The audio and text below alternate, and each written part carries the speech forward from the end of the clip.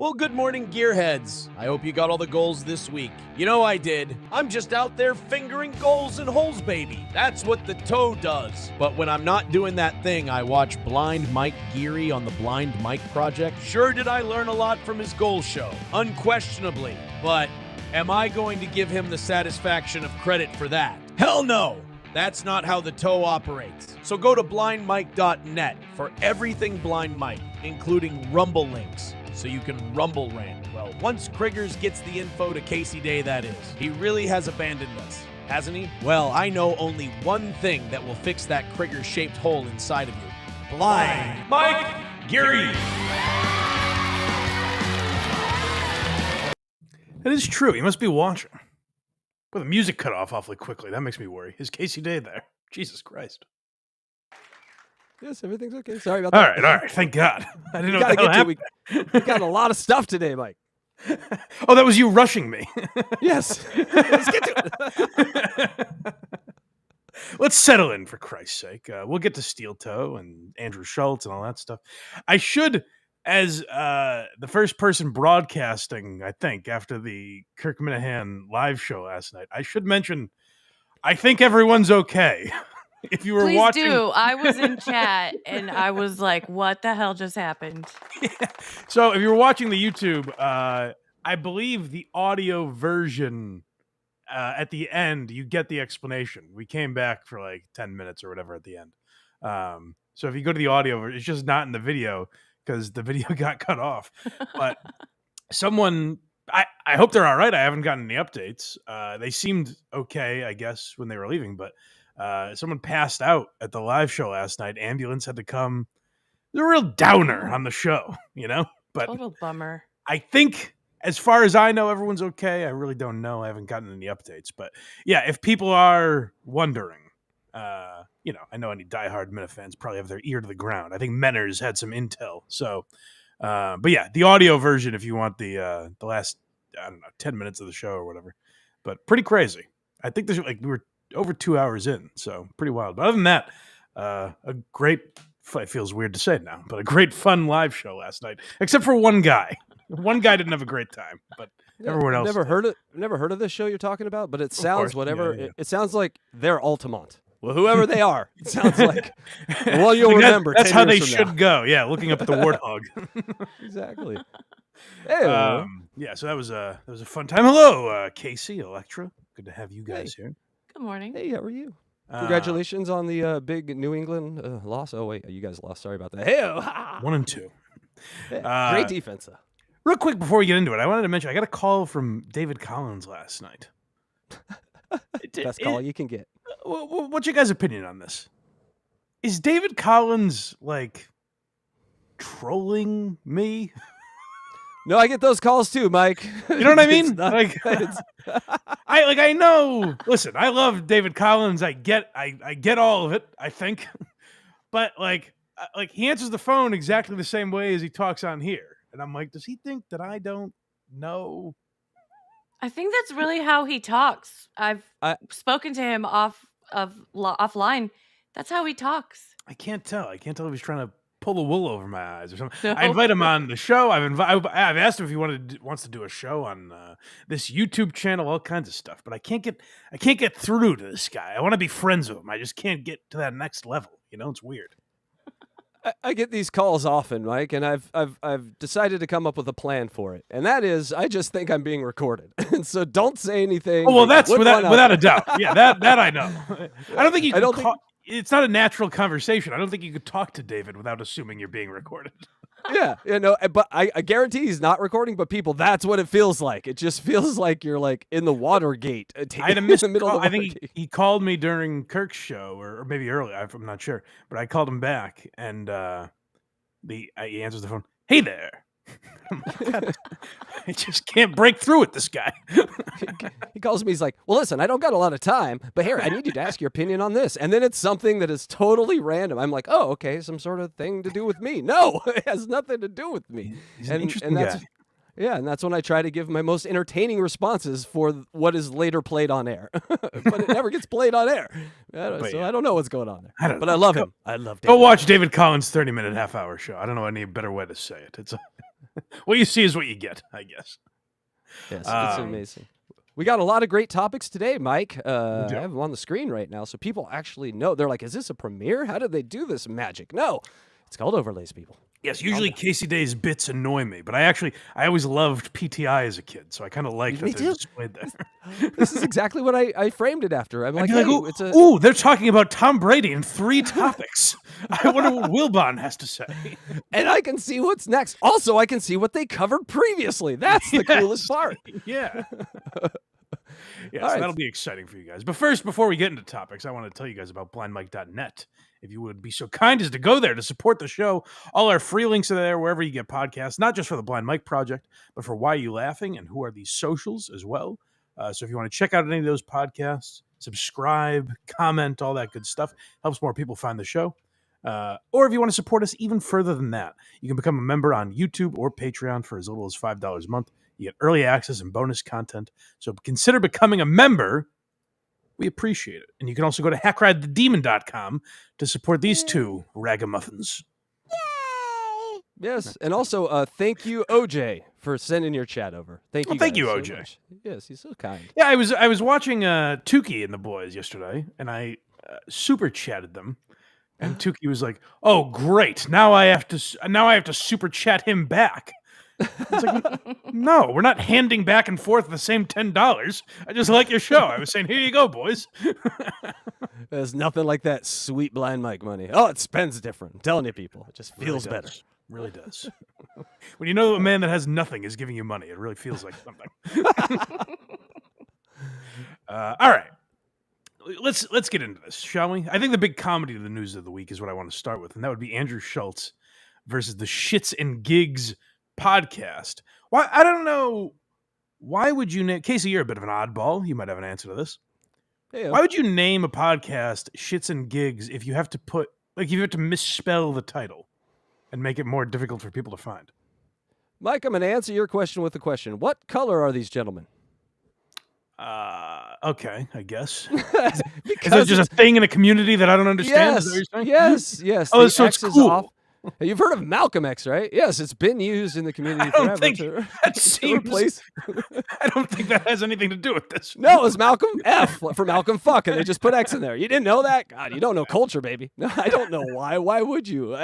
Every time I write this thing in these goddamn things, I have to triple check it. So, guys, you're not doing yourself any help with the branding there, because I have to look at this thing every time. It's annoying, but to their credit, they have like 2 million followers or 2 million subscribers on YouTube.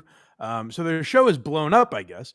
And they went on the Flagrant podcast. I almost said Flagrant 2. It's not what it's called anymore. They went on the Flagrant podcast.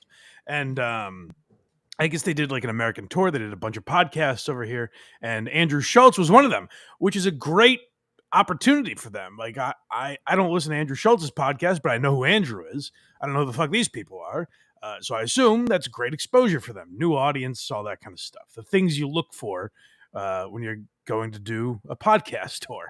So Andrew provided them a platform. I guess they joked around. Schultz's show isn't necessarily for me. I know they talk about a lot of news topics, and I see a lot of people criticize the laughing that happens on that show and everything. I don't know. It seems like guys having a good time. It doesn't really bother me. Not necessarily for me, but I like Andrew Schulz a lot. I have a great deal of respect for him. And I think you're going to see why based on how he handles this. Basically, the topic we're discussing, you're watching one man handle it perfectly and a couple other guys flail and possibly like ruin their reputation. So it'll be interesting to watch, but we haven't had a good cancel culture story in a while. I think after, Shane Gillis and Joe Rogan and a lot of these guys laid down the groundwork of how you should handle it, I think everyone kind of gets it. And there are no more massive national news stories about like a podcaster getting canceled for jokes. But what does still happen from time to time is audiences eating themselves alive. Like there's just one rogue person that is, I don't know, jealous of a show or wants to take them down for whatever reason. And that flared up here. So 2 months ago, these guys from the ShxtsnGigs podcast over in Britain, Great Britain, they were doing Andrew Schultz's show, and these were some of the jokes that popped up on that program. Yeah, Black girlfriend effect. Yeah. You're into that. Yeah, And Meghan Markle she came fine in. as What's the fuck, black son. girlfriend? They just come in and start fighting? Nah, bro. You guys don't know about the black girlfriend effect. She just... Wait, she what rebelled. is the black girlfriend effect? This is Oh, you thing? don't know You about just this? glow up the other culture. Yeah, so you'll see a guy who's had a black girlfriend, all of a sudden he's got buzz cut, like Yeah, clean he- shape up. Nah, his feet out. that- Yeah, glows up, bro. actually- Yeah, I like that. Glows I the like fuck that. up.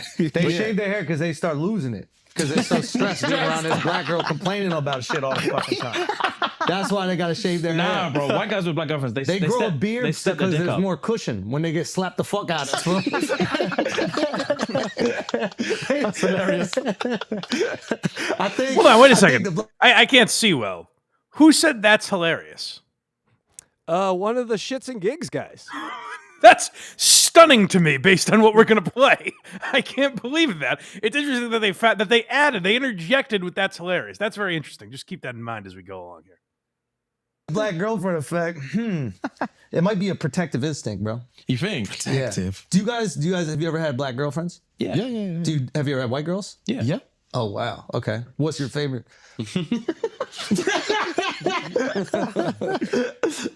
We love them all. Yeah. Oh really? We love them all. Yeah. That means white. Yo, who gets? That means what? Hey, let me do the US translation. Kendrick fans, get him! We love them all. Yeah, that's bro.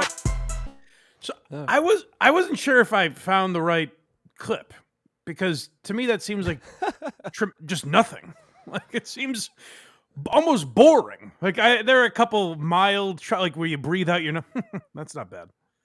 But like I didn't find anything wildly offensive. I don't know. That seems like a nothing clip to me. I don't know. You're a lib, Casey. Anything stand out to you as insane there? I'm a JFK lib, first of all. But what strikes me is where they're from, right? So they're from a place with no protected speech from the government.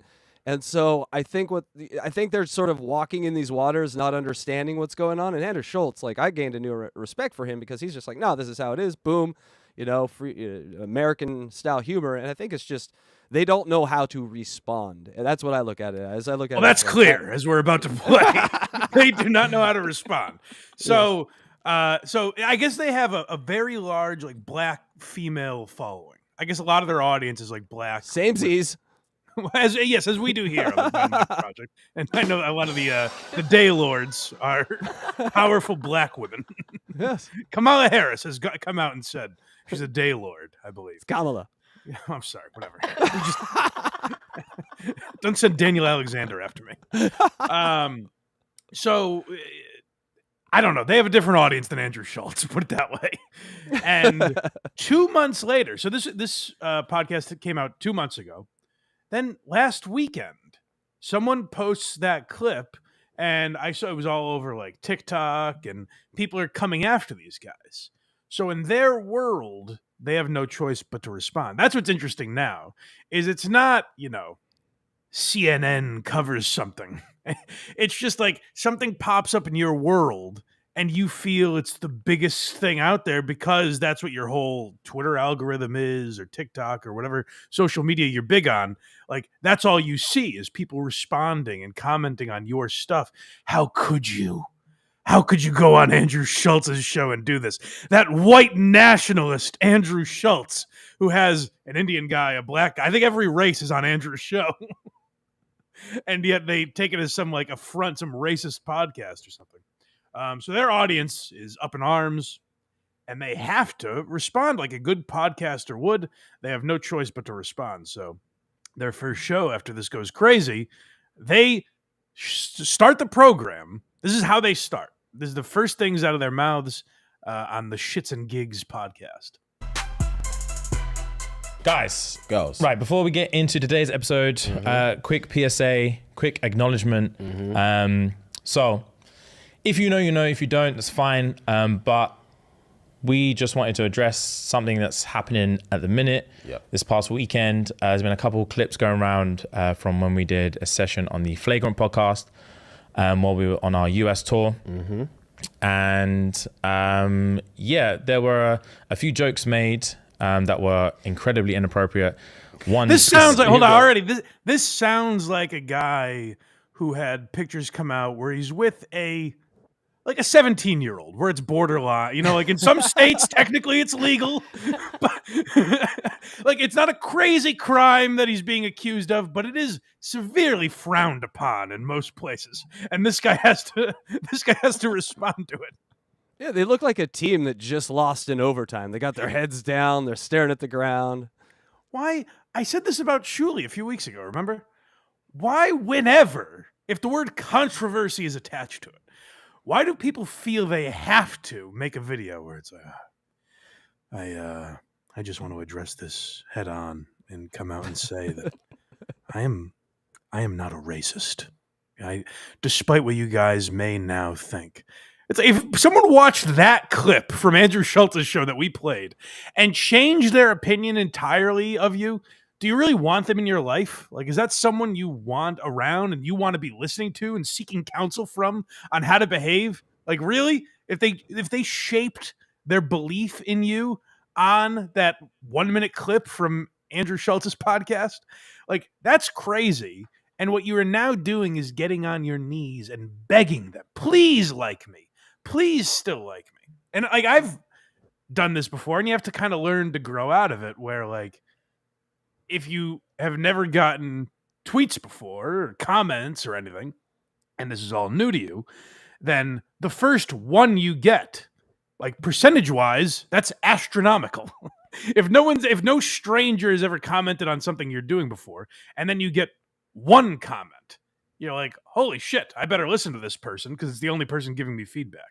Now, they have, like I said, 2 million subscribers or whatever it is. So I imagine they're getting a tremendous amount of feedback. And this is the first time they're in hot water. And they do not know how the fuck to handle it, clearly. It's this or double down. It seems to be the only choices in podcasting. Well, Either that's what people double- think, but that's not true. And No, I agree. I always bring up Shane Gillis. I feel bad that I do it every single time, but I just think he's the best example of a guy that just kept his head down, kept doing what he was doing, and is now the biggest comic in the country because of it. Great point. Bro, Incredibly. one specifically pertaining to black women. Yep. And in the clip, Andrew was making a joke. Raping someone. Because that's the only way this tone makes sense, right? Like, clearly there's footage we didn't see where Andrew is forcing himself on a woman and saying, if you motherfuckers tell anyone, I will slit your throats. Of course that's the video they're talking about. No, it's the one where Andrew made a joke about a black lady. Like a not even offensive C-level offense. Like I didn't even rise up in me. No offense taken. It didn't register to me as even like raunchy talk, you know? No. It was more bonding talk. Like, hey, right? I understand your culture. And they're like, God damn, you do. And so I'm like, everyone walks away from that. High five. Good job. And we'll get to, and Andrew addresses this, so we'll get to like their audience and everything.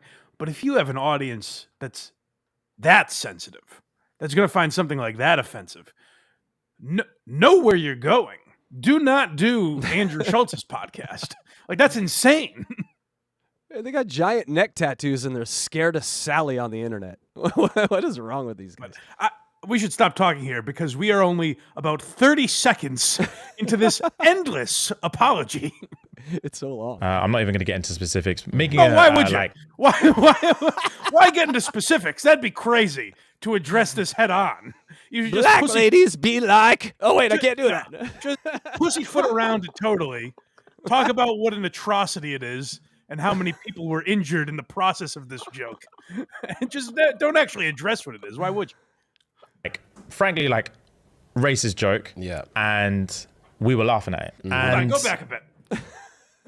Frankly, a racist joke. Not a racial joke. Quite frankly, Andrew Schulz is a racist who was joking. Well, that mustache is racist, but he seems to be awful nice. Making a joke. I'm not even going to get into specifics. Making a, frankly, racist joke. Yeah. And we were laughing at it. And to give, there's first of all, before we get into specifics or anything like that, obviously there's just literally no excuse. There is no excuse. Agreed. Hold on, I've got one. You're on a comedy show. How about that? How about you were on a comedy show? You were laughing. You said that's hilarious. How about it being hilarious is the excuse? It was on this thing called film for everyone to see. There's literally no excuse. Like I would say, I mean, rape and pedophilia would be the crimes that like murder. I think there's an excuse for. Absolutely. I can't think of that. Like rape and pedophilia, the only things I can think of where you could say there's never an excuse for that. Joking, however, I can't imagine not being able to come up with an excuse for why. Well, and here's the thing: the ShxtsnGigs guys didn't make the joke in question. They're in trouble with their audience for laughing. Yeah. That's the type of controversy we haven't seen in a while, where that's like pre-Trump almost, where you'd get someone in trouble for laughing at a joke that someone else made. I also think there's an element here of some money being lost because these guys are talking like money's affected, right? So I think it's that maybe they partnered with lady type advertising stuff, sensitive advertising stuff, who heard that and was like on the phone immediately with them, like, you guys ruined our brand. And now they're like, this walk back has to look so sincere because we sell lady bags on our fucking site. You know? Yeah, that's a good point. I don't know their advertisers, but like what I understand is they have a large female audience. So maybe spenders. Maybe advertisers call those spenders. Like, I think when a company gets into bed with Andrew Schulz, for example, or Barstool Sports or Rogan or whatever, like you have an idea of what you're getting. I guess maybe advertisers that get into bed with the ShxtsnGigs podcast, any amount of controversy might scare them. Because, like I said, we haven't seen this in a little while. It's cooled down over the last couple of years, maybe, but. Like, I know from like what happened with Kirk at WEI that advertisers will just like they don't care about context really. They'll just go, "Oh God, we got 3 emails. We better just cancel all ties to this person." Like they panic. So that's got to be what it is, I guess. And like I said, these guys are new to success. So one advertiser calling them and being like, "What the fuck is this?" probably petrifies them, which I do get, I suppose. I mean, there was 90 meetings on the X in their name with this advertising company. Like, they got through that, and then you guys do this. Right. And fight or flight is a real thing. Like, it is, yeah. Fight or flight is a real thing, and it's so not easy to say, but... Wait, a fight or flight? Fight or flight is a real thing. And it's when you're being confronted. I didn't see a tiger anywhere. When someone attacks you, someone or something attacks you, do you run the other way or do you run into the fight? Fight or flight. Not when Andrew Schulz makes a racial joke and Akash Singh tags it. Do you sprint out of the room and cry? I don't think that's what fight or flight is. I can't wait till the stories of Blind Mike at Skankfest come out of him punching people and running away. Because comedy, enough, right? Lewis. That's enough. Comedy, fight or flight. I love it. Listen to what they think. Like what they probably should have done is this. Excuse. Agreed. And fight or flight is a real thing. Like it is, yeah. Fight or flight is a real thing, and it's so not easy to say, but. When you're in those situations, you look at it through a lens of like, bro, if it was me, I promise you I'll stand up, I'll kick them cameras down, I would smack homeboy in the face, I would say this, I'll do that. But when you're in there... I was thinking, when I didn't say, it's crazy they're kind of like reading my mind because I didn't say it out loud, but I was thinking when we were listening to the clip, I was like, all right, Casey, fast forward to the part where they destroy the studio and assault Andrew Schulz. Because that's the logical next step, of course. They knocked over the camera because they were DEFCON laughing like they were at the DEFCON comedy jam. They should create thousands of dollars of destruction to a high-end podcast studio, and then physically attack the host. You're in shock. You're in shock, and all you want to do is move on. Yeah, move on is the fucking word, bro. All you want to do is fucking... Have you seen Swordfish? Move on, just move. It's like a tick now. Anyone mentions 9/11, even in public, even if I don't know them, I ask them if they've seen Swordfish. As you should. Guys, do it. It was on all our minds that day.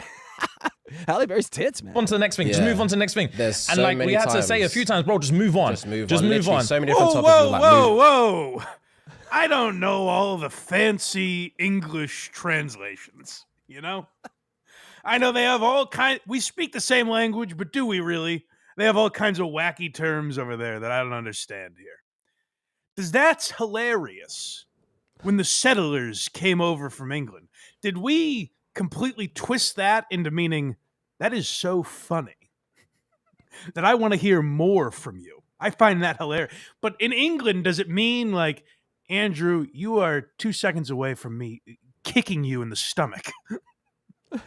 Does that's hilarious mean something? Because they're talking like they were sitting in the fetal position.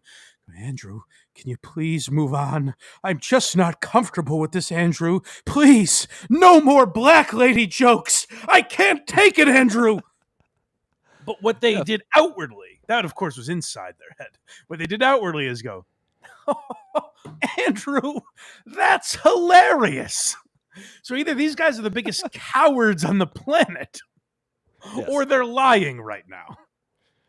Yes, the cowardice is strong. But Paul Revere wasn't actually warning us about the British. He was running from a joke. Hey, something hilarious is coming. Move on. Yeah. And it's not even like about pity laughs or anything, but we just wanted to Get out of that situation. Literally get out of that situation, keep the ball rolling. And we thought it was going to be more of like a bros chat, but it ended up being something that's ended not up meant to being be. something that's like really, really hurt people that look to us for support and look to us to feel protected and protected. Andrew, Jesus. Protected is the main thing that I wanted to discuss, is that it is our duty to protect you guys. Facts. No. It is definitely unless and I know, like I said, they're relatively new to success, so I don't know if they kept their day jobs as police officers and medics, but it is not their duty to protect us or to aid us in any way.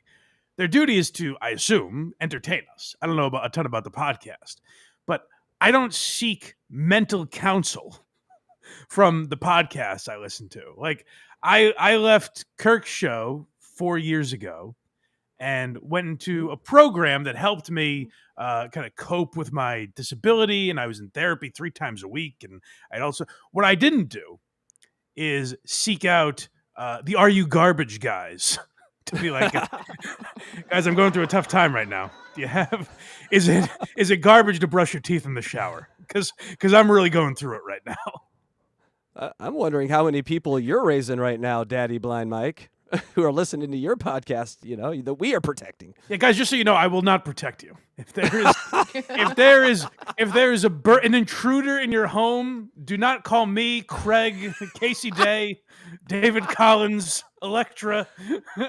Call the police. Although I'd love to see you chase an intruder around my house. That would be fun.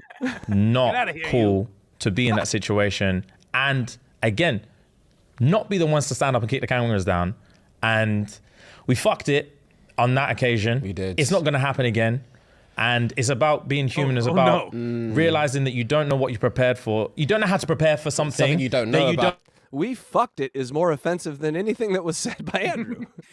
we don't know how to prepare. How about listening to the podcast? You know, like I wasn't crazy familiar with Lauren Compton's show before I went and did it. And I did something crazy on the plane ride down. Well, that's not none of your business. On the plane ride down, I listened to 5 or 6 episodes. They're quick. You can just fly through them. So when I went in there, I had a pretty solid idea of what we'd be talking about. Maybe not the exact questions or anything, but like I had a pretty good idea of what the type of conversation would be. I didn't walk in there, and when Lauren said, like, so what was your first date with your girlfriend like? I did not kick the camera over and assault her, as these men have suggested you should do when you're uncomfortable on a podcast. Don't know what's going to happen. Yeah. And once it's happened one time, you're like, fuck, all right. You learn from your mistakes, and that's literally That's literally bro. learn from your mistakes. Yeah, we fucked it, and we're sorry. We and definitely do apologize. It's for me, like it's one of them ones where you don't realize that, like, for one, when you're part of a community, you don't realize that you can hurt your own community. Especially when you're not. Yeah.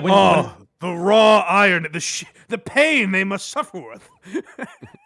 He didn't know he could hurt you guys. It's tough being Jesus.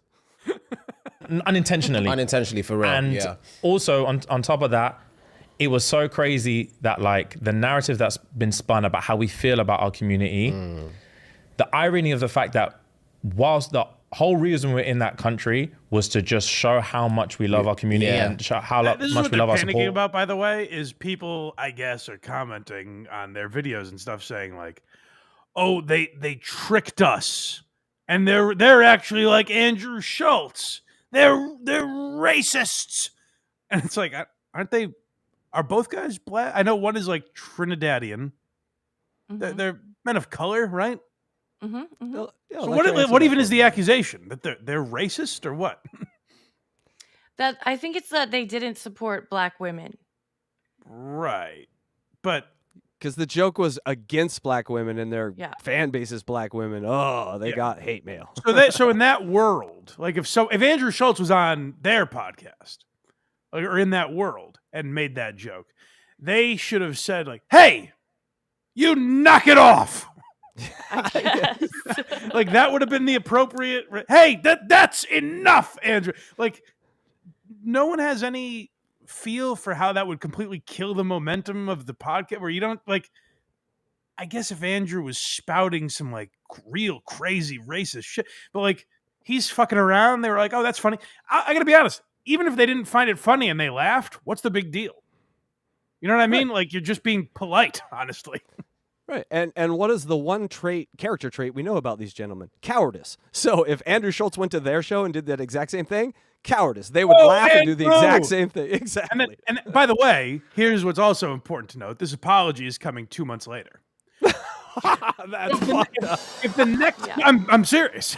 Like if the next day when they came back from England and they did the podcast and they were like, I gotta be like hand up, guys, you know.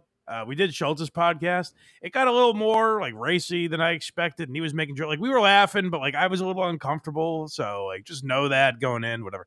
Then I would be like, oh, whatever. Like these are guys, they don't fit in that world. It's not for them, but like they're just being honest about how they felt. I mean, they kind of seem like pussies, but who gives a shit? You know, it's not my style podcast, whatever. They waited until someone called. So this is not an apology. This is you called us out for something and we don't know how to handle that. They're not sorry, even remotely. They didn't even know they did anything until you guys pointed it out.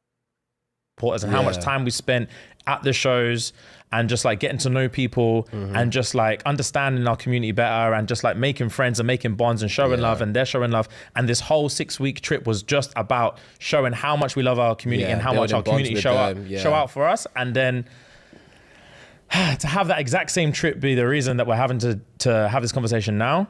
But at the end of the day, mistakes make you a better person. Mistakes do make you a better person. You're not born a person. Who's this other guy, by the way? Is there an echo? What's happening? It's his hype man. It's his flavor. Mistakes make you a better person. I said it first. Will Chamberlain, you jackass. Will Chamberlain said you learn more by losing. Yes. You can tell they don't believe in this because the one guy is just like horse shit is falling out of his mouth, and the other guy is picking it up and dropping it again. Like the other guy has no thought on this. Mistakes make you a better person. Mistakes make you a better person. Yes, we both agree. We both think it. Person, and yeah, we don't condone. We don't appease that behavior. We don't rate it. And we don't want you guys to think that we were sat in that room rating what's going on. We hold our hands up. We apologize. You learn from your mistakes, and we hope we don't let our community down again. Mike, you can't see this, but he held his hands up, so he is sorry. He did. He means it. Oh, he physically held his hands up. He held his hands up. He said, "Hands up." Sorry, guys. I gotta be honest. I thought he meant metaphorically. So I appreciate that he was actually going through the action of holding his hands up. I mean, this seems like a sketch. Like this feels so ridiculous. Ultimately, we do this for you guys. Like, you guys are all we have, man. You guys are literally all we have. You guys have taken us to this. By the way. That's what it really to this level. Is you're afraid, like, If the YouTube chat, and don't you dare do it as a bit, you cocksuckers. If the YouTube chat revolts on me right now and tries to cancel me, I'd be, oh no. So like, I guess that's really what it is they're just panicking because they saw a lot. It's probably the first thing in their podcast history that sparked a negative reaction like this. So they really are just panicking. I do almost feel bad for them in a way, but they're just handling it so poorly. Level, and we don't want to let you guys down going forward and anymore. So, you know. Yeah, but anyway. Yeah, so that is those guys. So that's someone handling a controversy so incredibly poorly that it almost seems fake. Now what we're going to see is a guy handling a controversy perfectly. A guy that should basically teach a class on it, because there are people that have tried to come after Andrew Schulz. Like, Schulz is a guy that I think was very innovative, kind of laid the groundwork for how a lot of comics are finding success now. I wouldn't say I'm like the biggest fan of his like, if Andrew Schulz was in Boston, I would go if like tickets were available, but I wouldn't like race to be one of the first ones to buy them. So like, that's my level of Andrew Schulz fandom. I like him as a comic, but as kind of a trailblazer in comedy, in a sense, like, I have a great deal of respect for him. And I think that is on display here with how he handled this flaring up. Oh, so this is them, by the way, watching the video of what we just watched, basically. They broke the whole video down, and this is them getting into that. Specifics or anything like that. Obviously, there's just literally no excuse. Pause. There is no excuse. Agreed. Pause. There's no excuse. There's no fucking excuse. Ow. Can you pause? I'm sorry. Pause. No excuse for that. I just want to take in the beginning of it. There's no excuse for jokes. There is never an excuse for making jokes. But can we try? I'm not going to ever make an excuse for being a comedian. There's never an excuse for making jokes. Yeah. Okay? That is a real statement said by a man. I just want that to be clear. There is never an excuse for making jokes with the boys. Go on. Let's take it serious. Look at how sad he is over on the left. Real thing. Like, it is, yeah. Fight or flight is a real thing. And he is. Do you see how we should go back? We should go back because he's going through it right now. Look how he practiced this. I'm gonna pick my skin on my finger. Guys. No. I need you to watch it. Look, he biting his bottom lip. I think it would literally be, people misuse this word a lot, but if I'm not mistaken, I think it would be like an example of the definition of irony is to say to a comedian, hey, there's no excuse for jokes. It's literally his job. It's how he earns a living. And you're saying there's no excuse for jokes. The excuse is he's on a podcast. It's like just off the cuff. And he was making jokes that, by the way, you were laughing at. So I think that would be the excuse. But it is but Andrew continues to handle it. Or that he will well. never make an excuse for his jokes. He will just say it was a joke. He's not going to make an excuse for it and be like, oh, by the way, I got to step back. Exactly. Mortgage. Mortgage. That's his excuse. He has to pay his goddamn mortgage. Yeah, but here's the excuse. Have you seen Madison Square Garden ticket sales? Exactly. Andrew Schulz plays fucking arenas. Yep. I've been there. I know what that's like. Fight You're or just flight. having fun and laughing with the boys, and you're like, I just can't wait to move on from this. Don't you know that feeling when you experience the fight or flight and then you just laugh? Does that happen to you guys when your body is just being torn with the primal urge to either fight or flight, and instead you just go, ha ha ha? Do you guys ever have that feeling? I feel like you're making an excuse for jokes. I would never. That sounds like what you're doing. Hey, I would never excuse taking two things that have nothing to do with one another and then bring them together to make your friends laugh. I would never excuse that, Mark. What if it has a good setup and a misdirection at the end? You're enticing me. There is no excuse, really. So yeah, this is what I'm talking. Like, I talked about this a lot when we played that Shuli clip. Is like, sometimes when something pops, and I realize they're totally different situations. Believe me. But exactly the same. The exact same situation happened. Those guys took it like it was the Shuli situation. Though.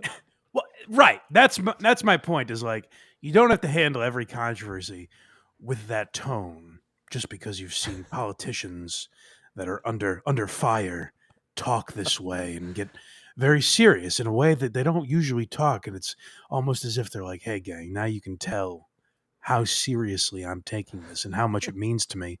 And based on my tone, you now understand that I mean this apology, because there's no way that someone that's faking it would talk in this sort of just stressed out and thoughtful tone. Like no one would talk like that. Whereas Andrew,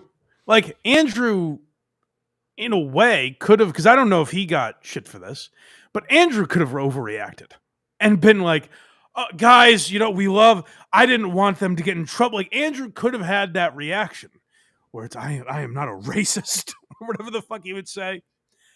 But I think Andrew knows that is actually just a turnoff to your audience, because now they don't think, the people that were coming after ShxtsnGigs think that of them no matter what. They didn't watch that apology and go, oh, good. Okay, good. They're not racists. I thought for a minute when I watched the other clip, I thought they were racists. But now when I watched the apology, now I know they're not racists. Didn't change anyone's mind. It didn't help. The people that put out that clip and were like, can you believe this, from the ShxtsnGigs podcast? They're thirsting for blood. They just want to attack, whether it's they're jealous of you, they just hate your show and think you suck, they want to take you down, whatever it is, whatever their excuse is, they just don't like you. Maybe it's even good-natured, but they just do not like you. And they want to see you have to do something humiliating, like give the apology you gave. Andrew Schulz is a guy who has talked about that a lot, fully aware of it, and that's on display here in his response to it. Empathy is what this is. Yeah, so this is a little more serious in the sense that he's actually addressing them and kind of understands where they're coming from a little bit. So here's the thing. Listen, I do have empathy for what they're going through. They're young into this content game. Yeah, exactly. And this is what happens with a lot of people who are like funny on the internet, but they're not comedians. Yeah. So they are still concerned about cancellation. I think comedians, we understand that being funny is saying inappropriate things. Yeah. Sometimes that thing that's inappropriate is something about you.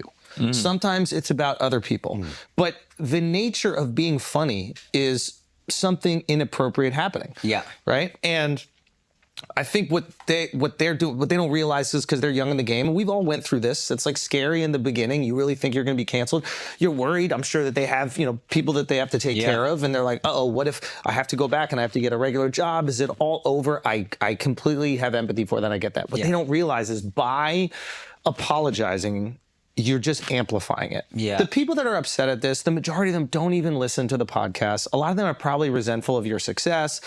And they're like, why the fuck should these guys make all this money? And they're just like reacting to stupid videos on the internet and like telling stories. They're just friends. I'm just friends. Yeah, I'm just friends. Why can't I have millions of dollars like they have? So but they don't realize that. They really think it's their community. Your community still loves you. Your community still knows you. And if you actually have a community, like you say, which I do believe you do, they're not going to immediately throw you away because of one clip where you're laughing at a clear... That I think, by the way, is the best point that he makes, that the audience is not going to just abandon them. Like, if people like them, they're not going to hear one clip and be like, well, I'll never listen to this. And if they did, their loyalty and support was so tissue paper thin that they weren't actual fans to begin with. They listened to the podcast, and maybe they went to your live shows or whatever. And it's interesting because, like, these guys have the right perspective on it. Akash said he went to their live show, the ShxtsnGigs live show, and said it was everyone seemed to be having a great time. Like, it was a great experience. These guys know what they're doing. Like, they were complimentary of them, even after ShxtsnGigs threw these guys under the bus and flat out called them racists. And still, Andrew was able to give that perspective. Like, this response to me made me I wouldn't say respect Andrew Schulz more. It reinforced my respect of Andrew Schulz, because I think he's just a guy that handles things the right way and has a good perspective on stuff like this.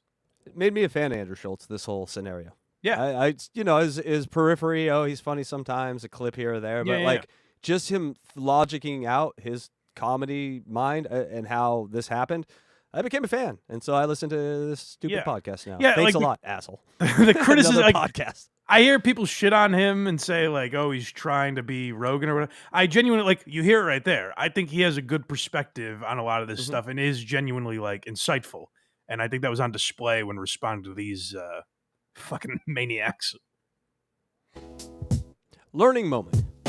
But what you have done, and this is hopefully the learning moment, is that you have empowered those people that are trying to cancel you. Remember, the people trying to cancel you get off on you being canceled. You having to come out and apologize and bend to their whim and change the disposition of who you are. And it is a change, right? Because you had the ability to edit it out. You chose not to edit it out. Didn't mean anything to that. You only want to edit it, or you only want to talk about it now because of the negative reaction. If nobody reacted to it, you wouldn't go back and be like, we feel horrible and we have to protect our community and all this other bullshit you're saying. That's the big point to me is that if that clip never comes, if no one ever isolates that clip and questions them on it, they never say anything, right?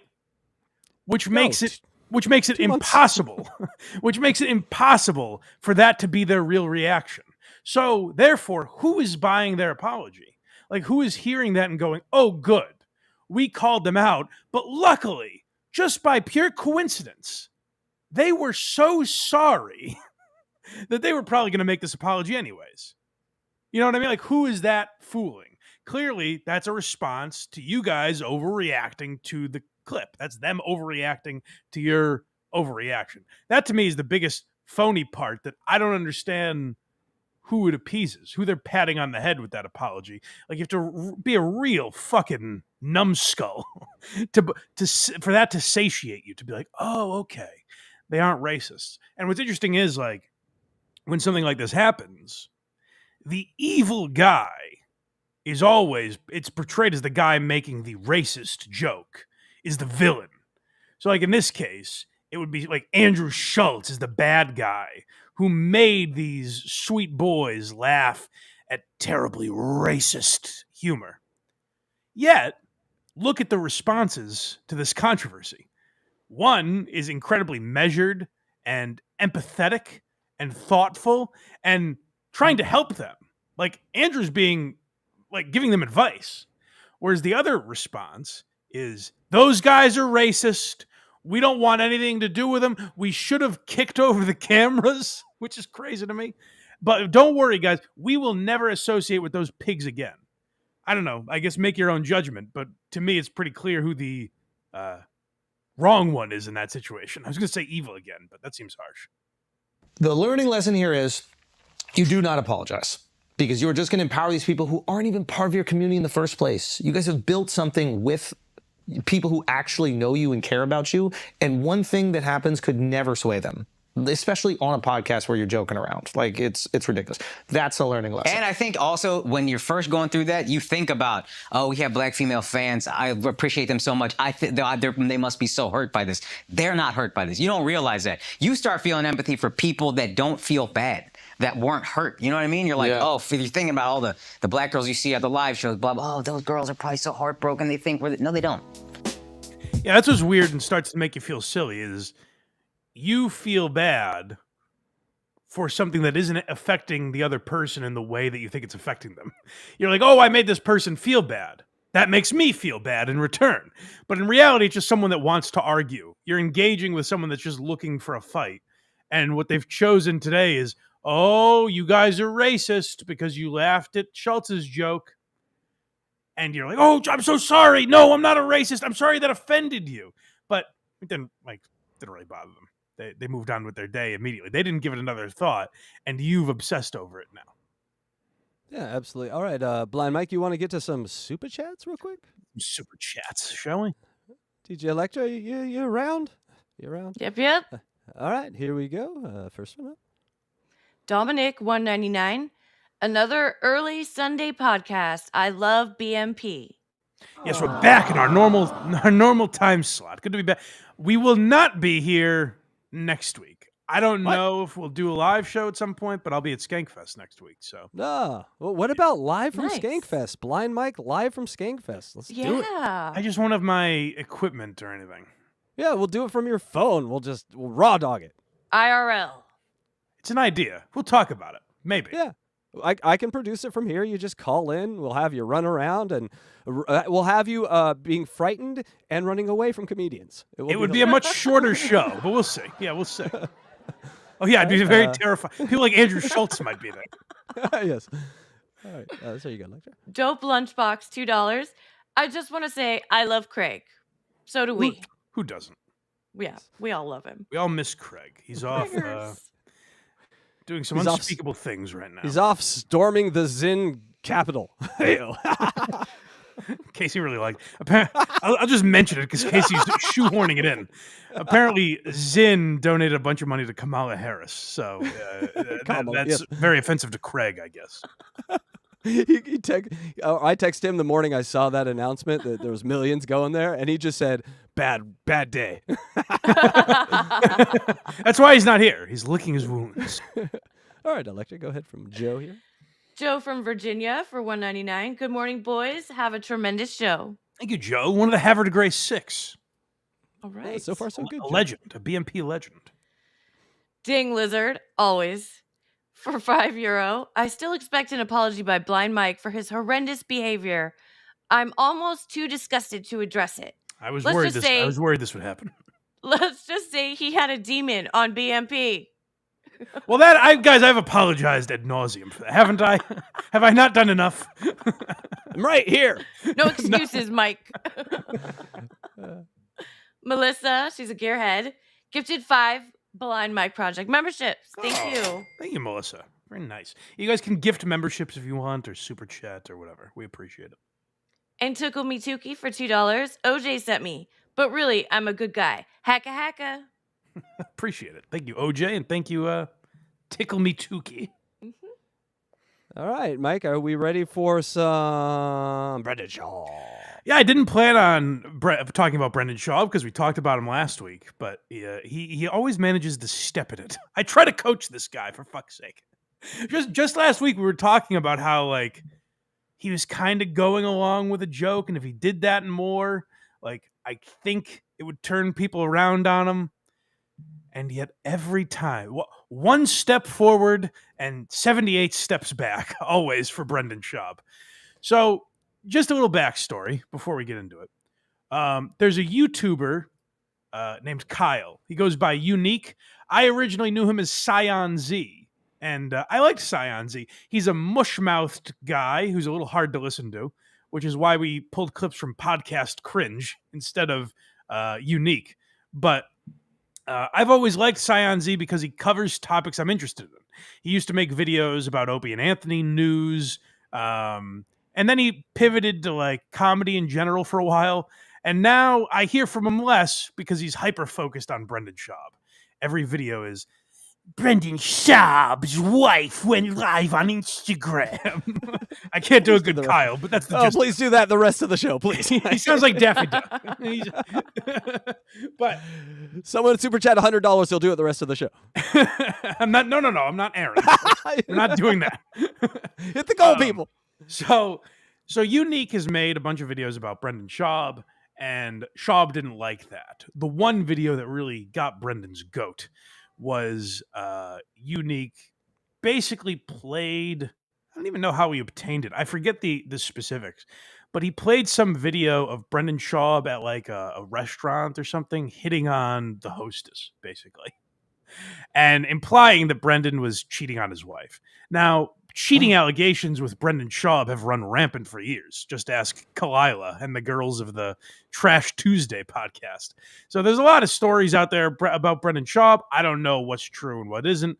I don't know if Unique said specifically this is true or if he just intimated that it could be. But Brendan Schaub thought he was suing him for defamation. What he was really suing him for was a copyright claim. Basically, his lawyers sued him for playing clips of like The Fighter and the Kid and stuff like that. Now, I'm surprised this is still in court in any form because it seems just like transformative content. Like Unique talks about every clip that he plays. So I don't even know what the lawsuit is really. But point being, this lawsuit is really, I mean, people were, the Fighter and the Kid subreddit already existed. A lot of people were goofing on Brendan Schaub. His Showtime special was already out. Like, he was a lol cow already. But this really ramped things up because we were like, oh, not only is Brendan Schaub not funny, but he's not a comic. He's suing a guy for making fun of him. Like, now it's kind of in fuck you territory. So that really turned a lot of people against Brendan Schaub. You may remember a few months ago, we played clips from the Fighter and the Kid's 1000th episode, where they addressed a lot of stuff that they'd never really talked about before. And one of those things was this lawsuit, where Brendan Schaub said, in fact, I think this is our first clip, so we'll hear what he said. Yeah, so it's, the thick boy, correct? Is that's the one you're talking about? Oh, no, the one of the Fighter and the Kid I sent you. No association. Okay. Yes. Okay. Yes. All right. Here we are and play. Well, thank God, and people don't realize this. And even if he's doing like dragging it out, it's pro bono. I don't pay anymore. So whatever issue they have with it, I couldn't tell you what's going on with it. I couldn't tell you when it's going to end.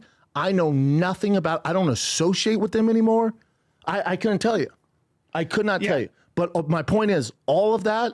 You're talking, I have the wrong people around me. Again, I take accountability because that's all. I have to give these people jobs.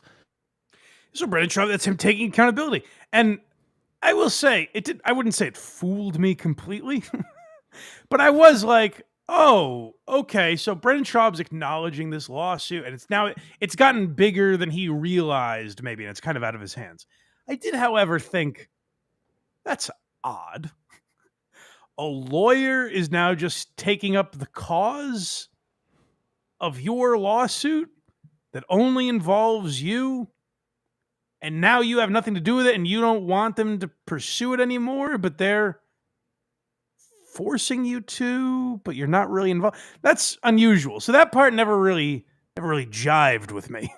But I thought it was at least in some form Brendan acknowledging, like, this was a bad idea. I shouldn't have gotten into bed with these people. It was a mistake to sue this guy. By the way, I think, at least according to Podcast Cringe, who we're going to hear from in a minute, I think this lawsuit is over like $13,000 or something. And it's been dragged out for, I don't know, 4 years. It's been a long time. So that's even crazier. Like, Kyle is just a guy that gets drunk on the internet on YouTube and likes to talk about comedy. And Brendan Schaub is a millionaire. So it really is. It's hard to root for Brendan on any level in this. But so now we'll hear from Podcast Cringe. If you don't know, Podcast Cringe is a massive, much bigger than this channel, massive channel that talks about a lot of this stuff. The Rogan and Bert Kreischer and Segura and Brendan Schaub are some of his favorite topics. So he was licking his chops when this came out and laid out a lot of the legal details. So yeah, now we'll get into that thick boy clip. Yeah.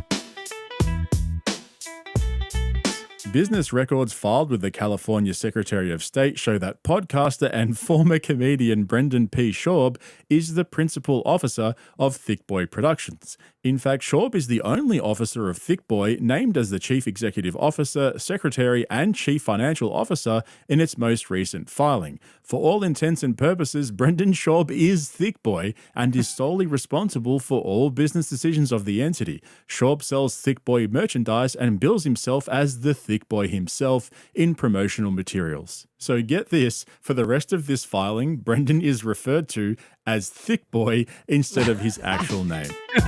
Which that is pretty funny. Really, the point of that clip is that just as I suspected, like, Brendan doesn't have a business partner that's forcing him into this, or like Brendan is Thick Boy is Brendan, as the lawsuit suggests. So I like to call Thick Boy to the stand. Yeah. So okay. The Thick Boy, like, who else's fault could this be? So as Podcast Cringe lays out, he plays a bunch more clips in his video. So go check that out if you're more interested in the story. But basically, he lays out that Brendan Schaub, it's not just the clip we played or the episode that we played. It's, I don't know, a dozen instances over the last couple of years, maybe more, of Brendan mentioning this lawsuit and seemingly having a complete misunderstanding of this. He thinks it's a defamation case. It's actually a copyright case. He claims to have nothing to do with it.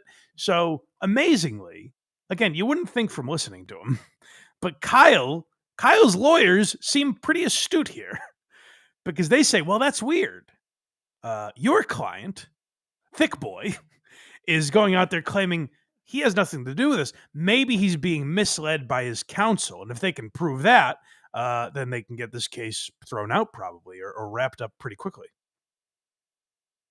This one's called Uninformed. Yeah, you're echoing now, by the way. Do you know that? I don't know that. Am I echoing? Yeah, you are. Yeah. I thought it was a bit you were doing at first, but now it's just annoying. It sounds like it's stadium microphone you have. I was just getting ready for the game, Mike. You're back, baby. There you are. It's Sunday. Just getting ready for the game. Yeah. All right. Sorry about that. All right. Details. In Kyle's recent motion to dismiss, it says, it appears that throughout the pendency of the litigation, Robert Allen has not given Thick Boy updates or explanations as to what is happening with the case.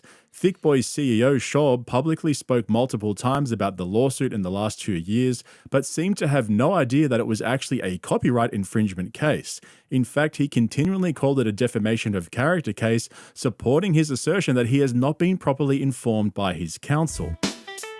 Yeah, so Unique's lawyers said, like, hey, your client, like, maybe this lawyer, Robert Allen, is misleading his client. Something fishy is happening over there because Brendan keeps saying it's a defamation case. There's instances where he said he has nothing to do. Like, Brendan's spreading this information out there. So Brendan Schaub's lawyers, it seems like maybe they're actually good lawyers, they quickly pounced on this and said, oh, no, we have told our client exactly what's going on. So I think Podcast Cringe explains that here. Here we go. Declaration of Brendan Schaub. I am the CEO of Thick Boy Productions. In February 2022, I appointed Robert Allen as Thick Boy's lead counsel in this action. Mr. Allen has regularly communicated with my business manager, Lex McMahon, and me regarding the status of this action. Mr. Allen had full authority from Thick Boy to file the complaint against Carl Swindells on February 28, 2022. Mr. Allen had full authority from Thick Boy to file the notice of appeal of the District Court's decision on March 1, 2024. Mr. Allen continues to have full authority to act on Thick Boy's behalf in all matters associated with this action. I understand that Thick Boy has fully participated in this action as required, including making the decisions to file the lawsuit, responding to discovery, and deciding to file the appeal. I understand that Thick Boy's complaint in this action alleges that Carl Swindells committed copyright infringement and not defamation. Oh, I almost made it. I understand that Thick Boy filed its opening appeal brief in early May 24 and that the parties are currently waiting for a decision from the court. So Brendan Schaub had to sign an affidavit acknowledging that he's been lying every time he mentions this lawsuit and that he's still pursuing legal action against Unique. I love he buried it at the end, too. He's like, yeah, no, this is me. I fucked up. And this is me. Hey, he got out of there. I can't imagine Schaub's lawyers seeing those clips and being like, oh, no, motherfucker. You're not throwing us under the bus for this. Sign this. So Brendan Schaub had to sign an affidavit. He legally had to acknowledge, yes, I'm still suing Scion Z or Unique or Kyle or whatever his name is. I still want him to admit he was mean to me on YouTube. Brendan can't get out of his own way. It's humiliating. Like, I root for the guy. I'm a Thick Boy, baby. I've bought the merch. I tried to win one of those trucks. I gotta say, it really undercuts me when you play that laugh track. I feel like I'm Steve Urkel or something. What you just said, though. I had to. Comedy dictated it, Mike. But, Brendan, he just can't, I said it already, but he can't get out of his own way. Like, every time, even if you try to like him, it's very difficult. Because I've tried to like him, like, as a bit, as a joke, and I can't stick to it because I don't have the heart to sit through a video like that Podcast Cringe made and go, yep, no, Brendan's doing the right thing here. He should squash this bug because a guy made fun of him 4 years ago on the internet. And by the way, it's done nothing, as I'm sure Brendan has learned, because Unique is still, I think the only thing he posts about is Brendan Schaub now. Every Instagram post, like whatever, it's always Brendan Schaub is up to his old tricks. So far, the two stories are like how not to react to the internet. It's not fight or flight, and it's not suing everyone. Guys, it's the internet. Relax. ShxtsnGigs, look at Brendan Schaub. This is the ghost of Christmas future. You could be this. Stop what you're doing. See, I didn't hit the applause that time, and I could have. The laugh. That was very funny. No super chats. People, come on, super chat. So let's get to Don't worry, Louis J. I kind of like when there's no super chats because we can just move along, for fuck's sake. Yeah, a little more flow. I get you. All right.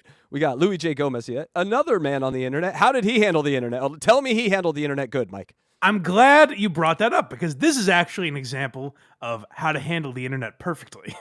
And what Louis J. Gomez did is essentially play into what became a tremendous parody of what we were just talking about with Schulz and the ShxtsnGigs podcast. Like something can happen to you and you can react to it poorly.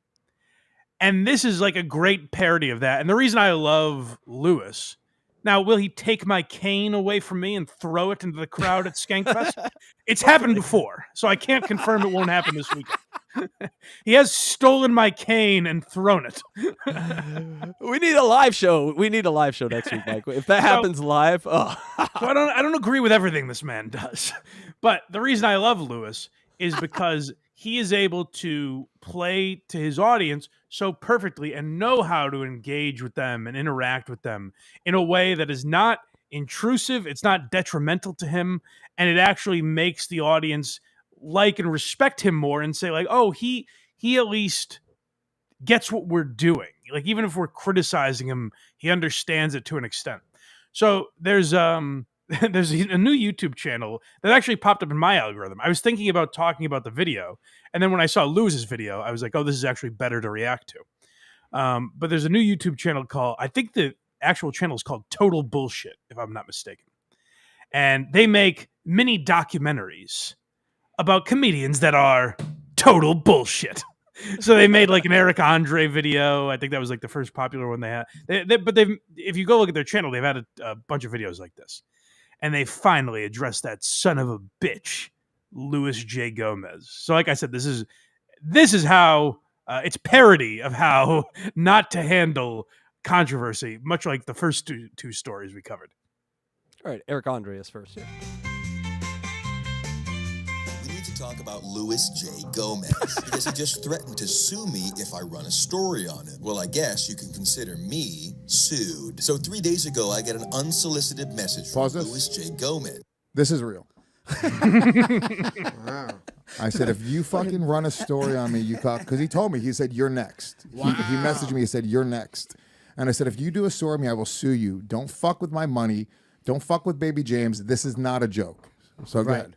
That's very telling me he'd sue me and that he's very serious. Now, the reason this happened is because of the Eric Andre story that included some photos of Eric's fraternal twin brother, Derek, that many pointed out are actually photos of Louis. Well, that's actually because people frequently mistag these two in photos because they look almost identical. And this is actually how Louis got his start in comedy. See, Louis found that he was frequently mistaken for Derek, and one time Louis rolled with it pretending to be Eric. Let me address this. Brother. Okay, that's not exactly true. Is it partially true? Yes, I used to get mistaken for Derek Andre, and one time I went on stage at a comedy club, and it was a complete joke. I was like, I am Derek Andre, Eric's brother. Wow. And I guess it got back to Eric, and it became sort of a weird thing. But I wasn't trying to be passed off as Eric Andre's brother. Around. I was just fucking around. It was stupid. Okay. Be Eric Andre's brother and accepting an open mic invitation. Now, it didn't take long for Louis Derek Andre sounds like a fake... like Eric's evil twin, like a fake brother that Eric Andre has. I don't know if you remember, Mike. I do Unboxing Eric, and Eric has a foe on there called Derek the actor. So Derek from Texas, yeah. Well, Derek was different. Derek was when Eric turned into Derek. There's Pretty Derek good. the actor, who was Shuley. It was Shuley's first gig. So yeah. Oh, I didn't realize that. I didn't Yeah, realize. Eric's turned into Derek's pretty quick. Comedy audiences were even more gullible than the people who booked him, and this is where he starts building his elaborate scam. So Lewis starts building an audience using Eric Andre's success, and it's not long before. All right, so there's maybe 4 or 5 more times after that I did get introduced as Derek Andre. I would say there's a few, maybe 5 or 6 times total I was introduced at a comedy club. You were introduced. You didn't say it was. The people said it. It was a bit. All right.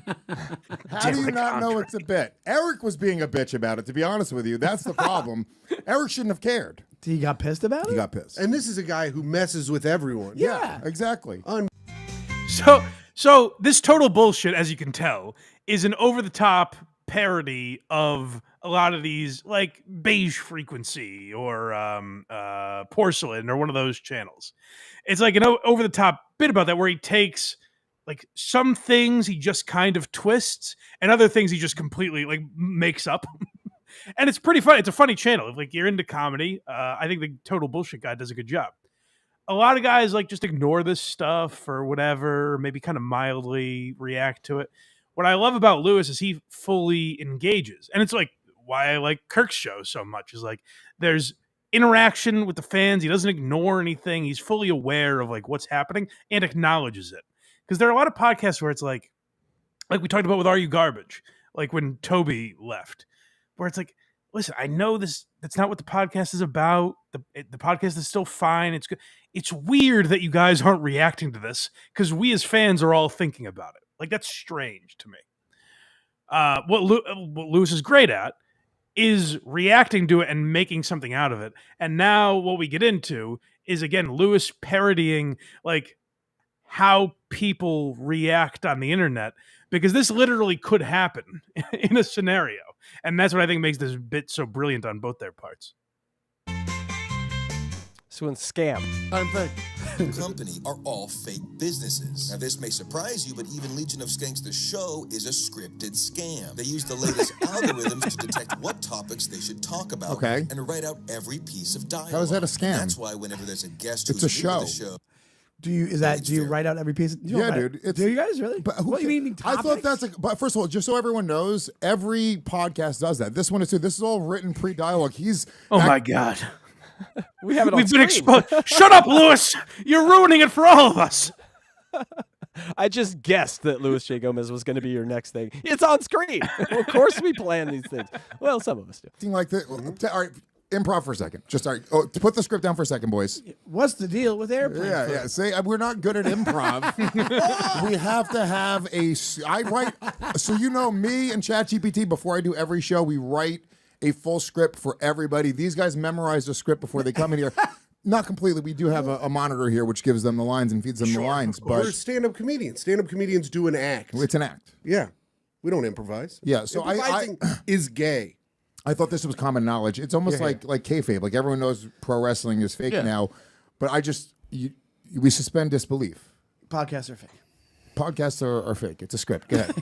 guest who's new to the show, it's very awkward because you're actually seeing the 6th or 7th take of this scripted conversation. Oh, that's funny. And even the crowd in the back of the show are all paid actors. See, Lewis is smart. He knows optics matter most, so he pays these extras to pretend to love the show, so the viewers at home believe the show is a hit. When in fact, What this guy's doing is very funny because it's kind of like making fun of Lewis a little bit, like saying like when Legion of Skanks has guests on, it's like awkward and it's not the same show. Like a new guest is awkward on the show, but like he's doing this way like it's hit piece journalism, which is very funny. He does a good job with it. All right, Kill Tony time. Well, so this is the most earth shattering of all. Is guys, even a live podcast like Kill Tony, totally fake. We learn here, and Lewis has been pulling the puppet strings the whole time. And because Lewis has been so successful faking a show that's supposed to be unscripted, he even talked Tony Hinchcliffe into doing the same thing. This is When true. Kill Tony started, it was stilted and awkward on all accounts. But Lewis came in and retooled the show to be closer to Legion of Skanks, which means every bucket pull comedian is actually planned out and scripted by Kill Tony's team. Don't believe me? Well, check this out. On Kill Tony recently was the quote-unquote random bucket pull Chloe LeBron, who has an okay set and says it's her first time ever trying stand-up. Well, if you just look her up, you'll see she's actually a successful working stand-up comedian. And if you go to Legion of Skanks' TikTok page, you'll see they only follow 41 people. And one of them is Chloe LeBranche. So you're telling me that a show that's been successful for 10 years follows this first-time open micer but not Bobby Lee? It's clear Chloe is one of your Where did that come from? But not Bobby Lee. Look, I don't run the TikTok. I don't know. This is fucking damning. This guy's awesome. He's getting sued, so say he's awesome. Maybe you'll be a part of the fucking lawsuit, Sean. If you share this fucking video, you will be sued, just so you guys know. I thought Bobby Lee's name was TikTok. See, this is why I think, and I don't even know if Lewis is doing this intentionally, but the reason I wanted to play these clips is what I think Lewis is doing is brilliantly parroting, as we've seen. That's how people will actually react to this stuff sometimes. Like, they'll threaten litigation to try and get it taken down. Like, that really happens sometimes. So I think it's hilarious for Lewis to acknowledge that, and that's what I'm talking about. Lewis is great at acknowledging what the fans are all thinking. Like, he makes jokes that you'll see on Reddit. Not saying he steals the jokes, meaning like he'll bring up topics like the bonfire Reddit is very critical of Bob Kelly. And Lewis will bring stuff like that onto the shows and sometimes make it uncomfortable for people, but make it funny for the audience. Like, I think he does a very good job at knowing what the audience wants to hear. Whereas, look at what we just saw with Brendan Schaub. There are actually people out there who will sue YouTubers for talking about this. That's what makes this so great. Oh, this one's called Jamaica. Well, this is the most damning thing of all. Lewis does go to Jamaica. He talks about it a couple times a year.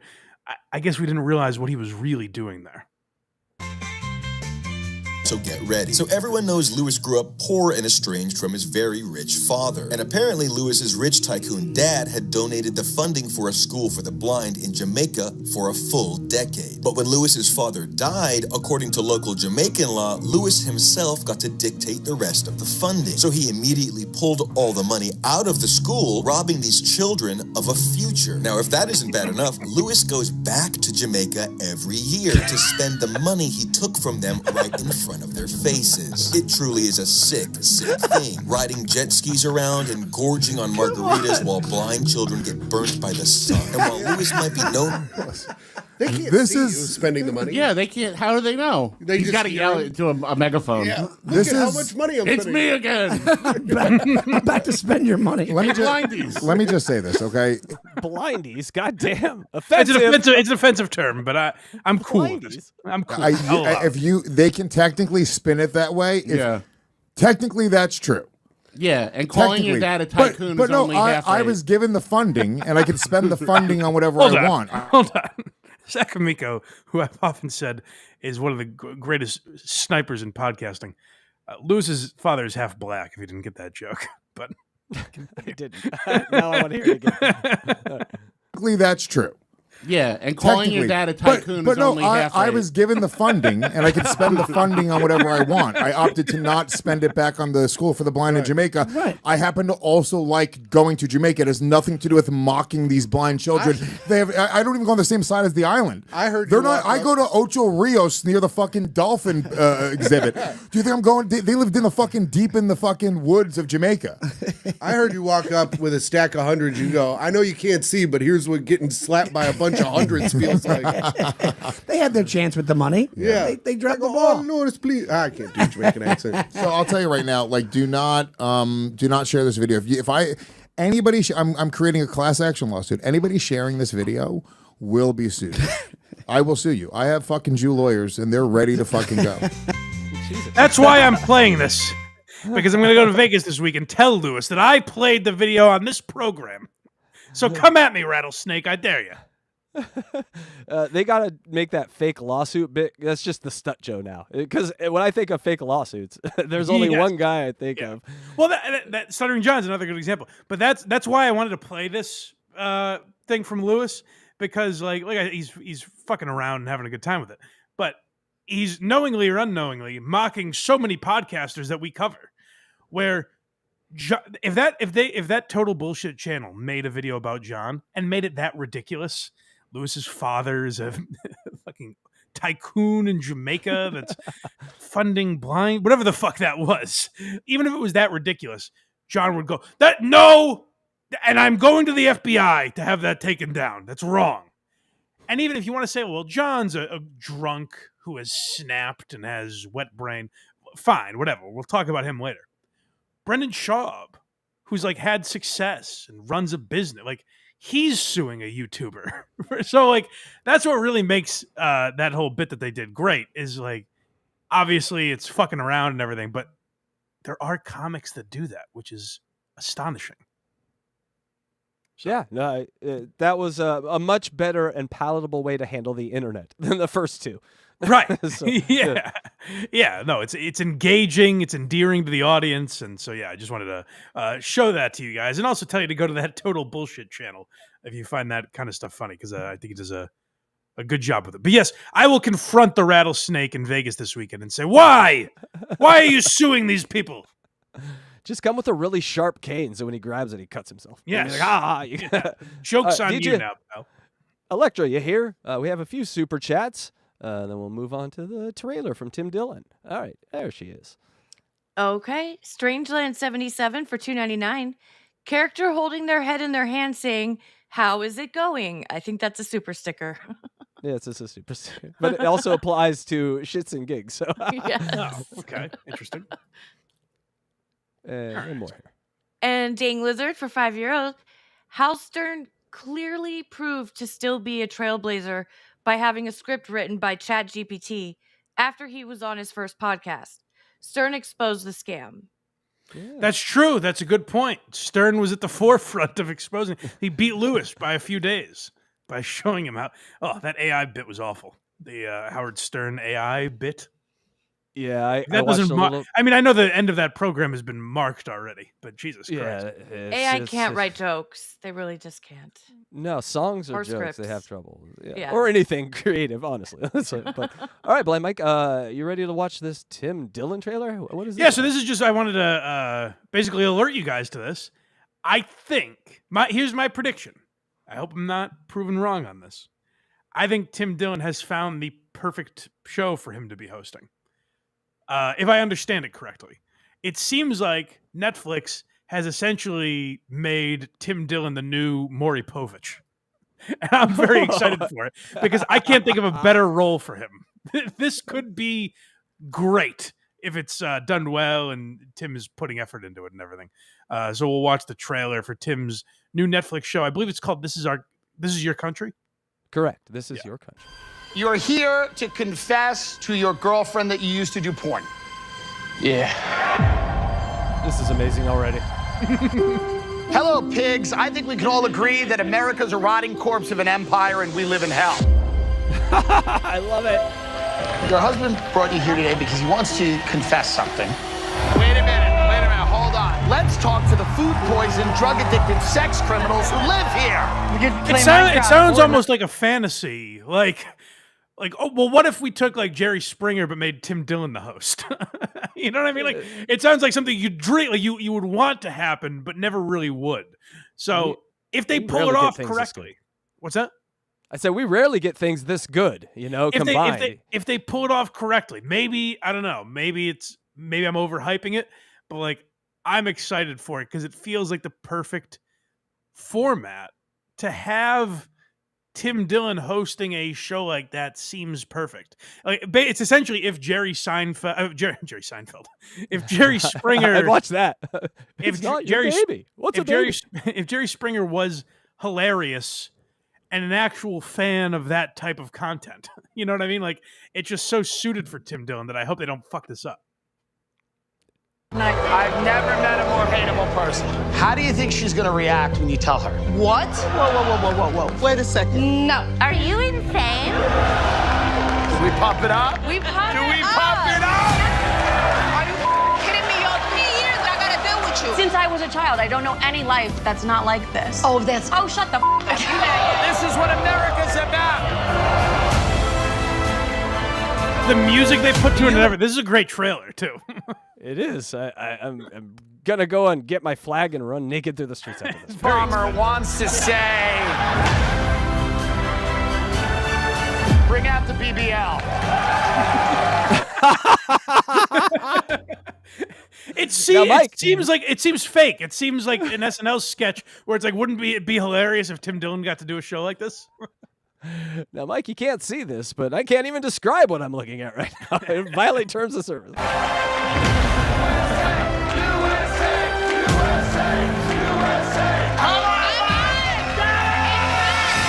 My name is Tim Dillon, and regrettably, this is your country.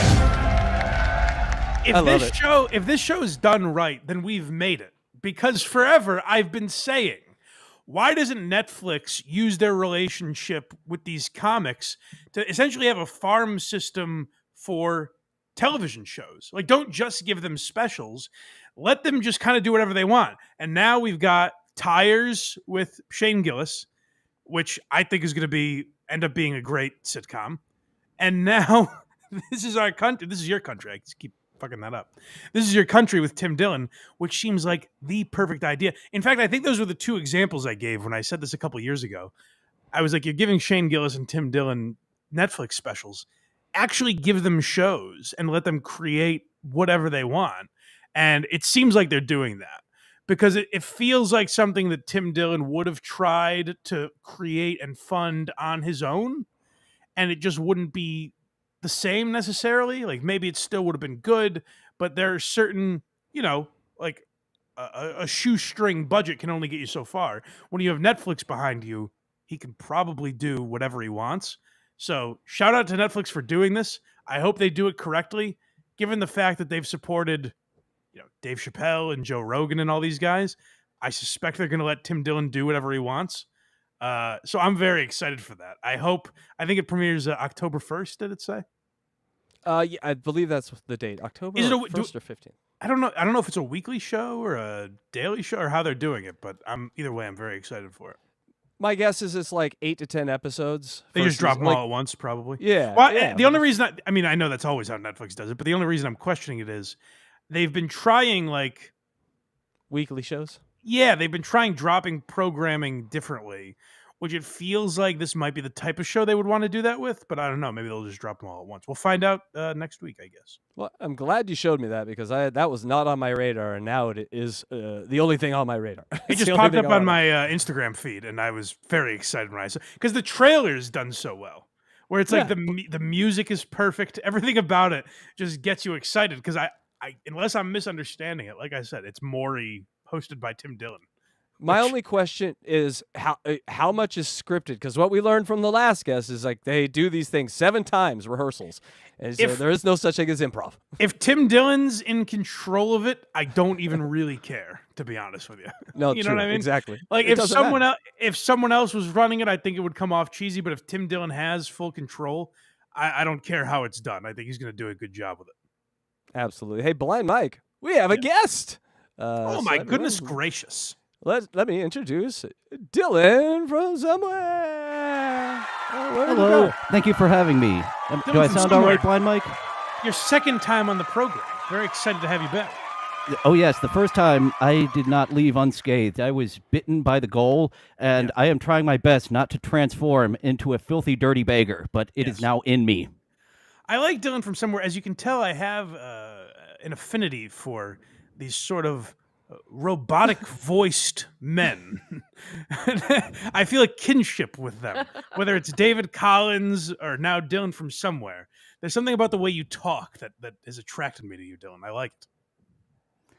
Well, thank you for enjoying my robotness. I've won over a few people. That's such a weird way to respond.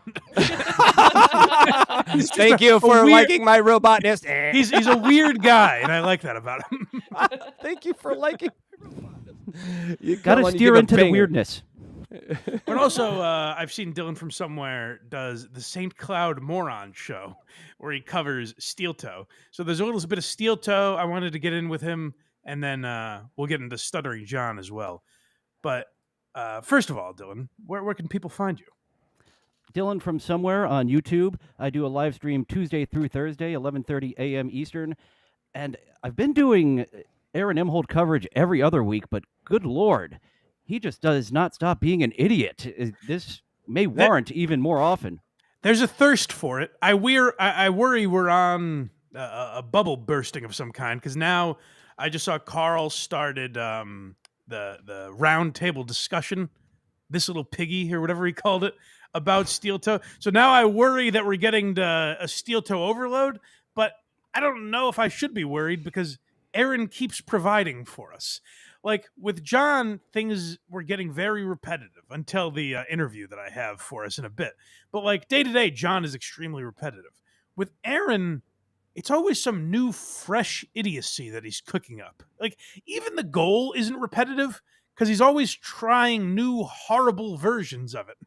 But like take the goal out of it, Aaron is stepping into legal trouble. It seems like every day, which is fascinating to watch, but also keeps it fresh. So I'm excited to talk about Aaron here because Carl pointed this out to me. Dylan, I'm curious your thoughts on this because you were here for the goal episode.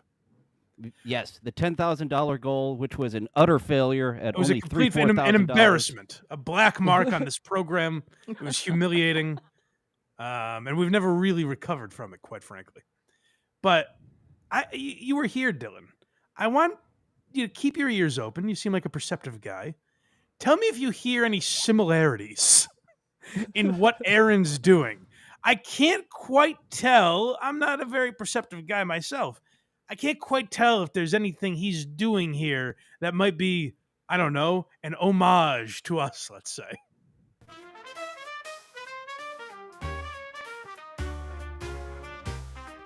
We do have to get to some chats here. We do have to get to Steel Toe fans throwing money in. Throw those Thank you big very money much. in. Bust that goal out. Today's a fucking fuck the 5-minute begging thing. Fuck that shit. I can't Is that operate familiar to you that. guys at all? I don't know.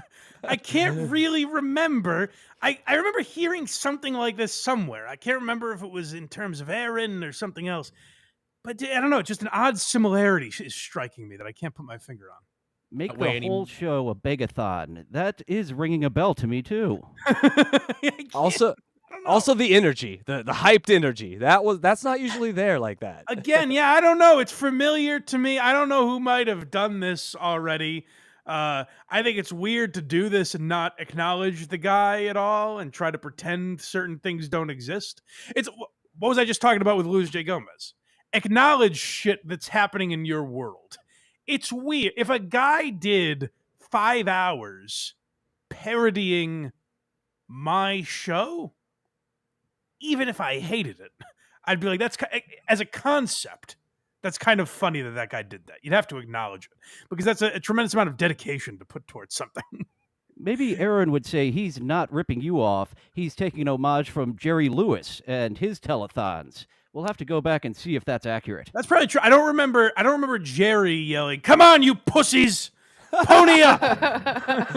Not on screen anyway. That was left for off screen. I didn't watch every year by any means, but I just don't remember it anymore. It stresses me out. I want to blow my fucking head off. Knock it out.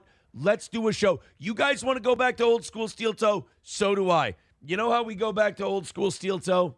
We don't have to worry about any of the money shit. None of it. None of it. We get it knocked out. We throw in our money. Yeah, so I don't know. It's tough to tell. But here's a little longer version. Maybe we can ruminate on it a little more. I can't tell if Aaron got inspiration from anyone to act out this bit. By the way, if you don't have maybe the full context will paint a better picture for you. So I get he missed the goal by $105 one night. Is that right, Dylan? I believe it was right before this.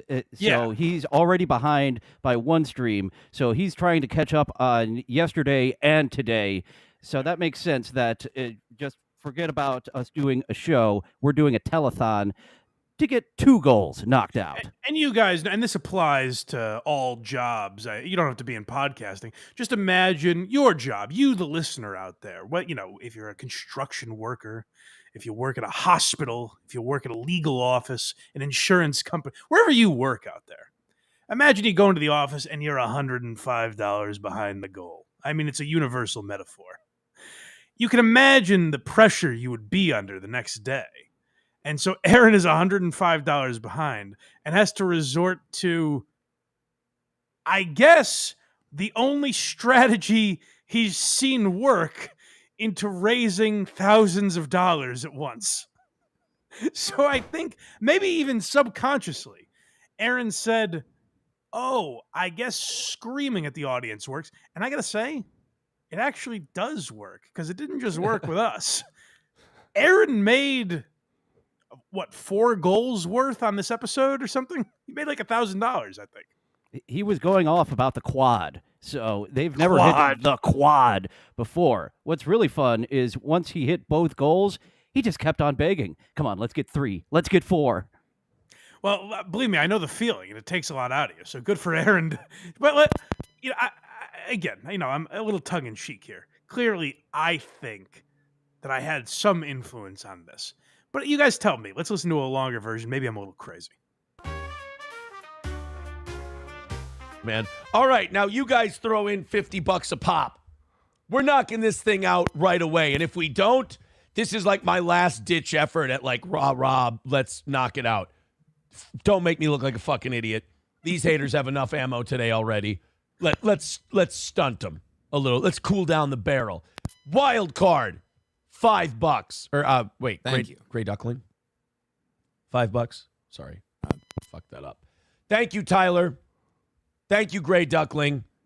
$5 coming in via PayPal. Pizza roll with $9.99 says, "Good morning. Eat more queso." Hold on real quick. Pause real quick. I think Dylan's audio is fucking with me here. There's something going on. Do you hear that? Dylan, talk for me. Yeah, you're muted, Dylan. Yeah, you're muted. So, yeah, something happened there. It was nice having him while it lasted. I heard it too, but at the same time, Johnny Crutches was grabbing his microphone. So I was like, well, one of these guys. One of these assholes that either me or Aaron has brought onto the show. Try again, Dylan. All right, jump out, Dylan. Hey, it was fun while it lasted, Dylan. Good to have you. Yeah, like a computer, he blue screened. Hey-o. All right, let's certainly will. Come on. Let's fucking do it. I'm done with this shit. All right. Come on. You want steel toe? Come on. Aaron, I don't ask for credit often, but if you're going to literally mimic me, at least say, just like Blind Mike did, shout out the Patreon or something. Like, I'd appreciate it. That's all I ask. Let's pay for some fucking steel toe. What are we, 105 from last night? So, yeah, $395 to make us square with the house again. $290 for this morning. Square with Get the in house. there. Click that fucking square with the house. I love these phrases. Who's the house, Aaron? Who you making it right with? Aaron, your family has left you. The house is empty. It's you. This is all you. Do you not realize the madness that is coming out of your mouth? You sound clinically insane. We say things sound insane a lot. Aaron sounds like he needs an institution to say, we got to settle up with the house, guys. Who is that? What does that mean? Who's he referring to? I have no. Maybe he's a government. Like, what is he talking about? Our casino? He's a casino. You just spend your money, and he's like, "Oh, we're the house. That's the house's money." It's the only thing I can think of. The house always wins, and the toe always wins. So I guess it does fit. Hey, Dylan, give me a what up. Nope, still can't hear you, brother. Restart that computer. All right, go follow Dylan from somewhere. Yes. What's his channel called? It's Dylan from somewhere. I Okay. have it in the chat. I'll All right, put just it in again. Guys, you saw how electric he was for that 40 seconds he was on here. I mean, if you don't want more of that, go follow Dylan from. No, I do like Dylan. I think he's a good egg. I think he does a good job with steel toe. If his mic's not working, that's a shame. But fun fact, we met last night just to see if the mic worked, and it worked. So yeah, gotta love tech. He was talking. How did that happen? How did out of nowhere we couldn't hear him?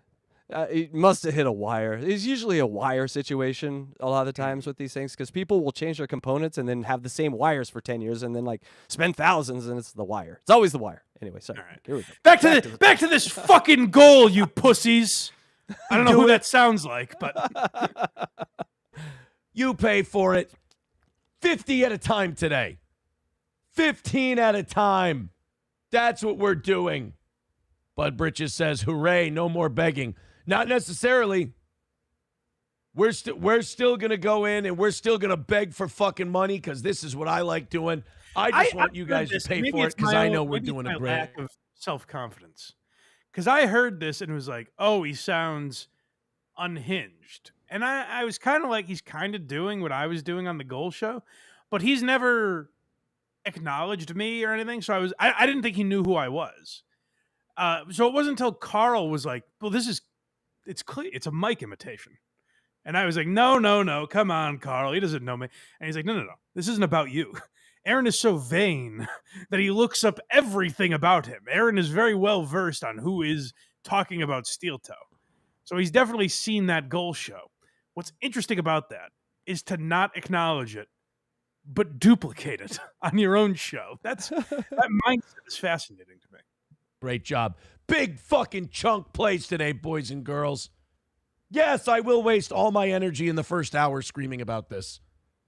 I will lose my voice. I've got to. Let's hit the goal and just not as get easy it as it done. looks, Aaron? Sugar-free Red Bull. You know what? Not even calling it the goal anymore. Give us what we fucking deserve. Like, it's a little on the nose now. Are you going to put sunglasses on? Jesus Christ. Dylan, say hi. I'm back, sir. Hello. Well, thank God, Dylan. Good to have you back, buddy. And you I sound hit the horrible. cough button. I hit the cough button, and then I stayed on mute. So I guess you're going to get my coughs because I just stayed on mute for some reason. Well, you probably, I don't know if you've been able to, have you drawn any similarities to what you've heard from Aaron here? I don't know if you've been able to tell. He is going quite over the top. He is blaming his audience, so it is quite derivative of you. He might be going for that $4,000 goal a day because that worked very well in your case. It's so weird, and it's actually got nothing to do with me in a way, where it's like, it's just weird to me when podcasts do this, where you're clearly referencing something, but you think there's some advantage to like not actually acknowledging it. Like, this is a radio guy move, where it's like, well, we won't say the competition's call letters because people might go over there and watch. Like, I think Aaron is afraid that his audience, if he gives people too much credit, will go out and find other shows other than Steel Toe. And it's like, no, Aaron, people will still enjoy goofing with you. Don't worry about it. No one else has that whiteboard behind him with such chicken scratch. Exactly. As much as I tried, I couldn't duplicate what Steel Toe's doing. Your handwriting probably would be quite similar to his.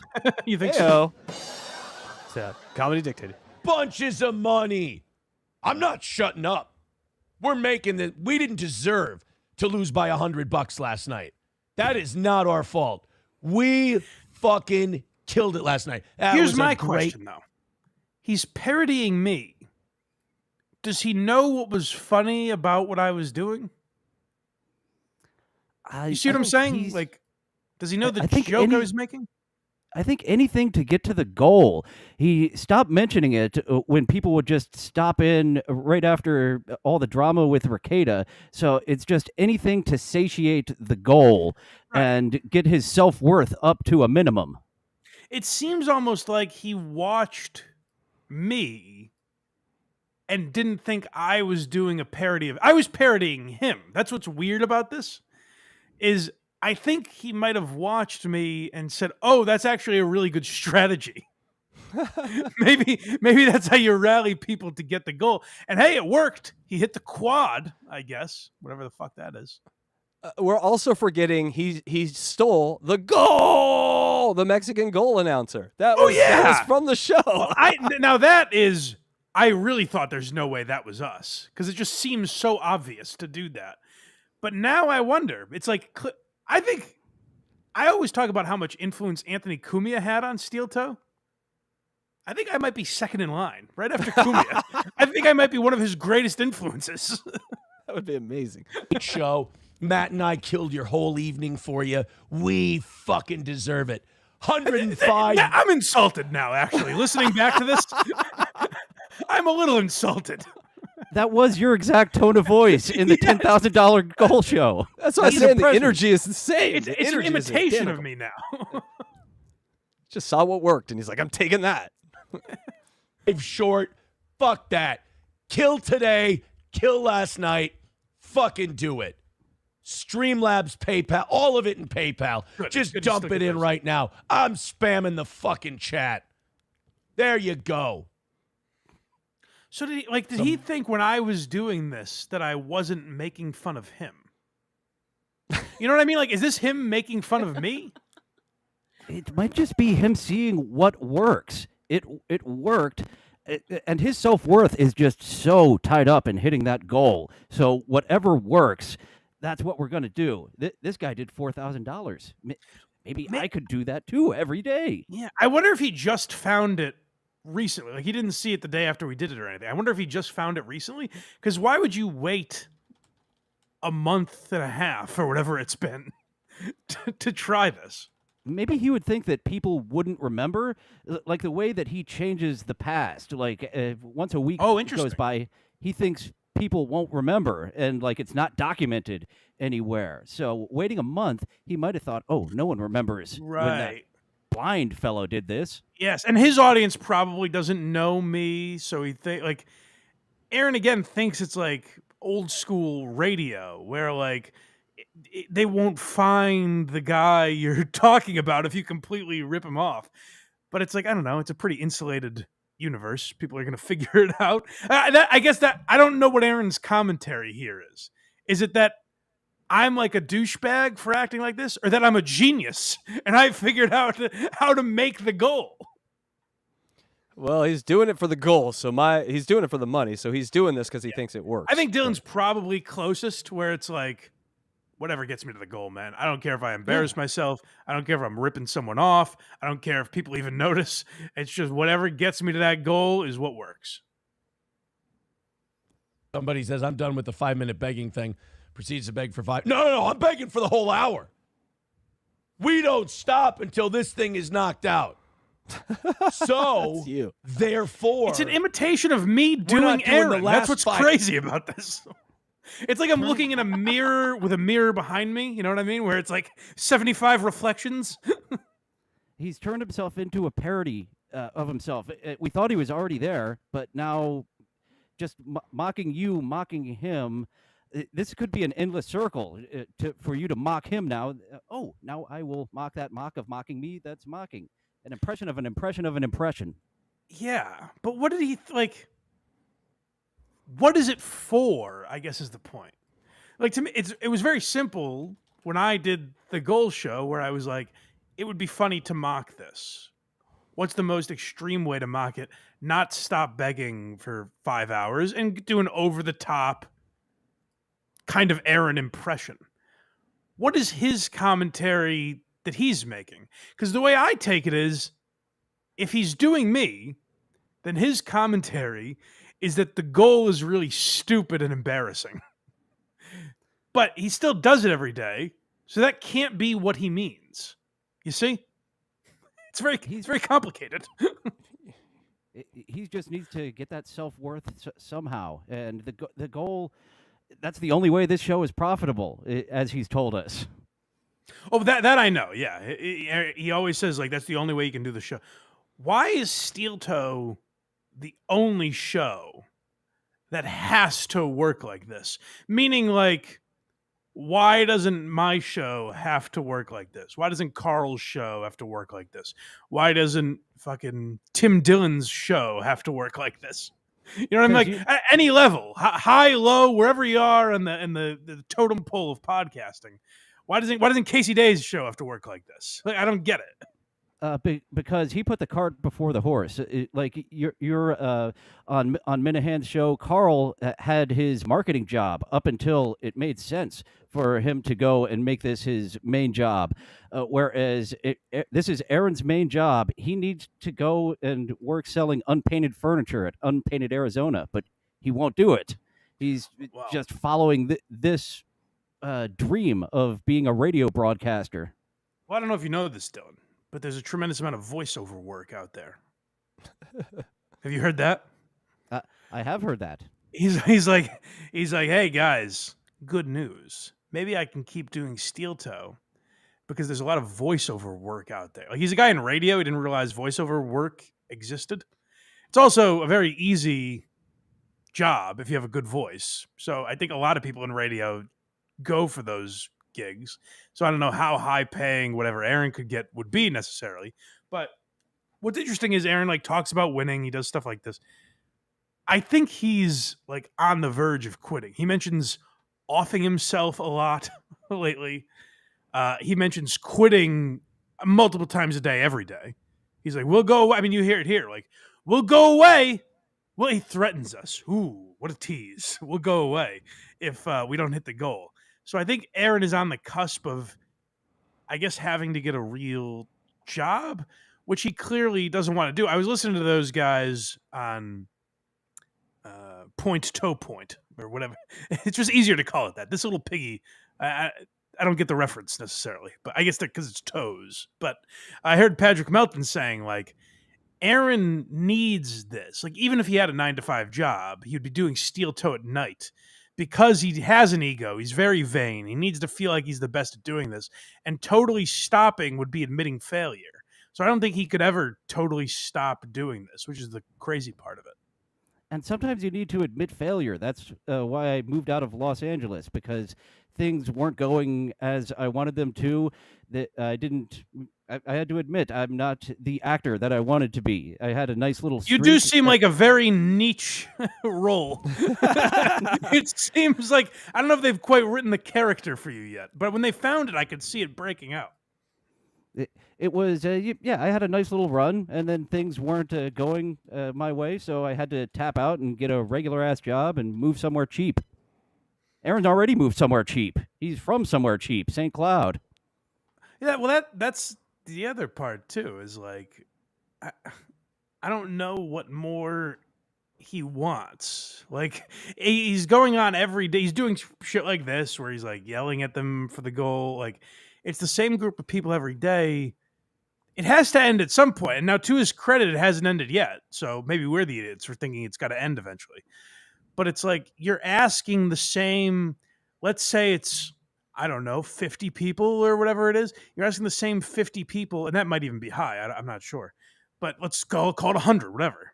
You're asking the same group of people to fund you every day.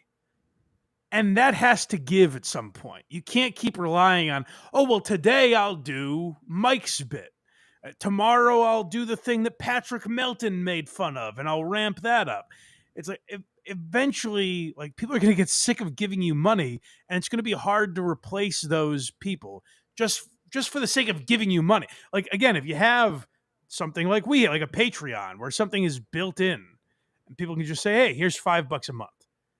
Every day to come back with your handout, like, that's an insane business model that has to end at some point, I would think. It's basically the Dark Side Phil pay model, where you have like 6, I've heard people 7 saying that. I don't know Dark Side Phil, but I've heard that comparison to him a lot. That's how I found Aaron. He was goofing on Dark Side Phil, and then he turned into him of begging for the goal. And there's a detractor that did a video. There is literally 6 or 7 people who just keep giving Dark Side Phil money to keep him going. And that's really what he's looking for, is 6, 7 people over and over again to get that money in. It's the same way that some of those pay-to-play swipey, not swipey apps, the mobile games work. They're shit, but there's like, Darkside Phil is actually one of them, who's dropped tens of thousands of dollars into a shitty mobile game. And right. Aaron is a shitty mobile game.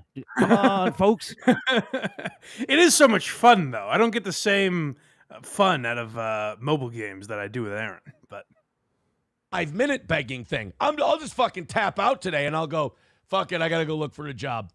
This is it. We're getting back to zero. We're getting back to good today. Aaron, that's not a threat to us that you have to get a job. You understand? Like, as I've said before, like, if I made no money doing this show, I would have had to figure something else out. That's for me to handle, and I probably would have handled it privately. I might not have even mentioned it to you guys. It's not your burden. It's not for me to come to you and be like, guys, don't you realize I might have to quit podcasting? Because as an audience, if you're not supporting me already, you would say, whatever, okay, see you later. Like, who would give a fuck? We don't even want to subscribe to the thing you're doing. Why would we care if you stopped doing it? That's what Aaron has to realize. He's not water. He's not food. He is not a resource that people desperately need. He's not even something Candy Crush Saga. Right. He's not something they have to pay for every single day. If you go away, Aaron, they'll just listen to another podcast. And that's true of everyone, by the way. That's not even a dig at Aaron. That's true of fucking Joe Rogan. It's true, like podcasts that I love. It's true of Tuesdays with honestly, and I'm not just saying this because I'm on the show. The one show that's different, like I think when Kirk stops podcasting, people might lose their minds. Like there might be a couple suicides. But short of that, I think pretty much podcast audiences will be fine and move on and figure out. It sucks. It's sad. Like I've had podcasts that I really liked that I listen to every week stop. And it's you're like, fuck, I really like that. It filled my Monday or whatever. And then you move on. You find something else to listen to, something else to do. You know, you figure it out. I used to hate listen to the Angry Video Game Nerds podcast each week, and when it went away, just now back to Dark Side Phil or someone. Cause right. It sucks. You might be like, I miss those guys, you know, but whatever. We're putting fucking money in the bank. Why? Because I get up early in the fucking morning to make sure you guys don't feel like killing yourself when you go to work. That's worth something.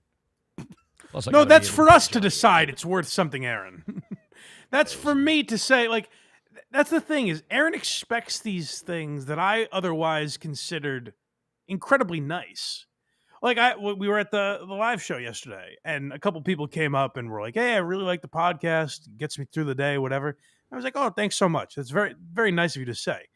What I didn't do is go, okay, then where's you got $20 on you or what? Like, what's the compensation here? You know, you're giving me a nice compliment, but I'm not seeing the money, you bitch. It's like, you can't do that to people, Aaron. It's for them to decide how generous they want to be and what it's worth to them. You don't get to say, unless you set a price like you do on Patreon where you say, hey, this is worth $5 a month. You can pay it or not pay it.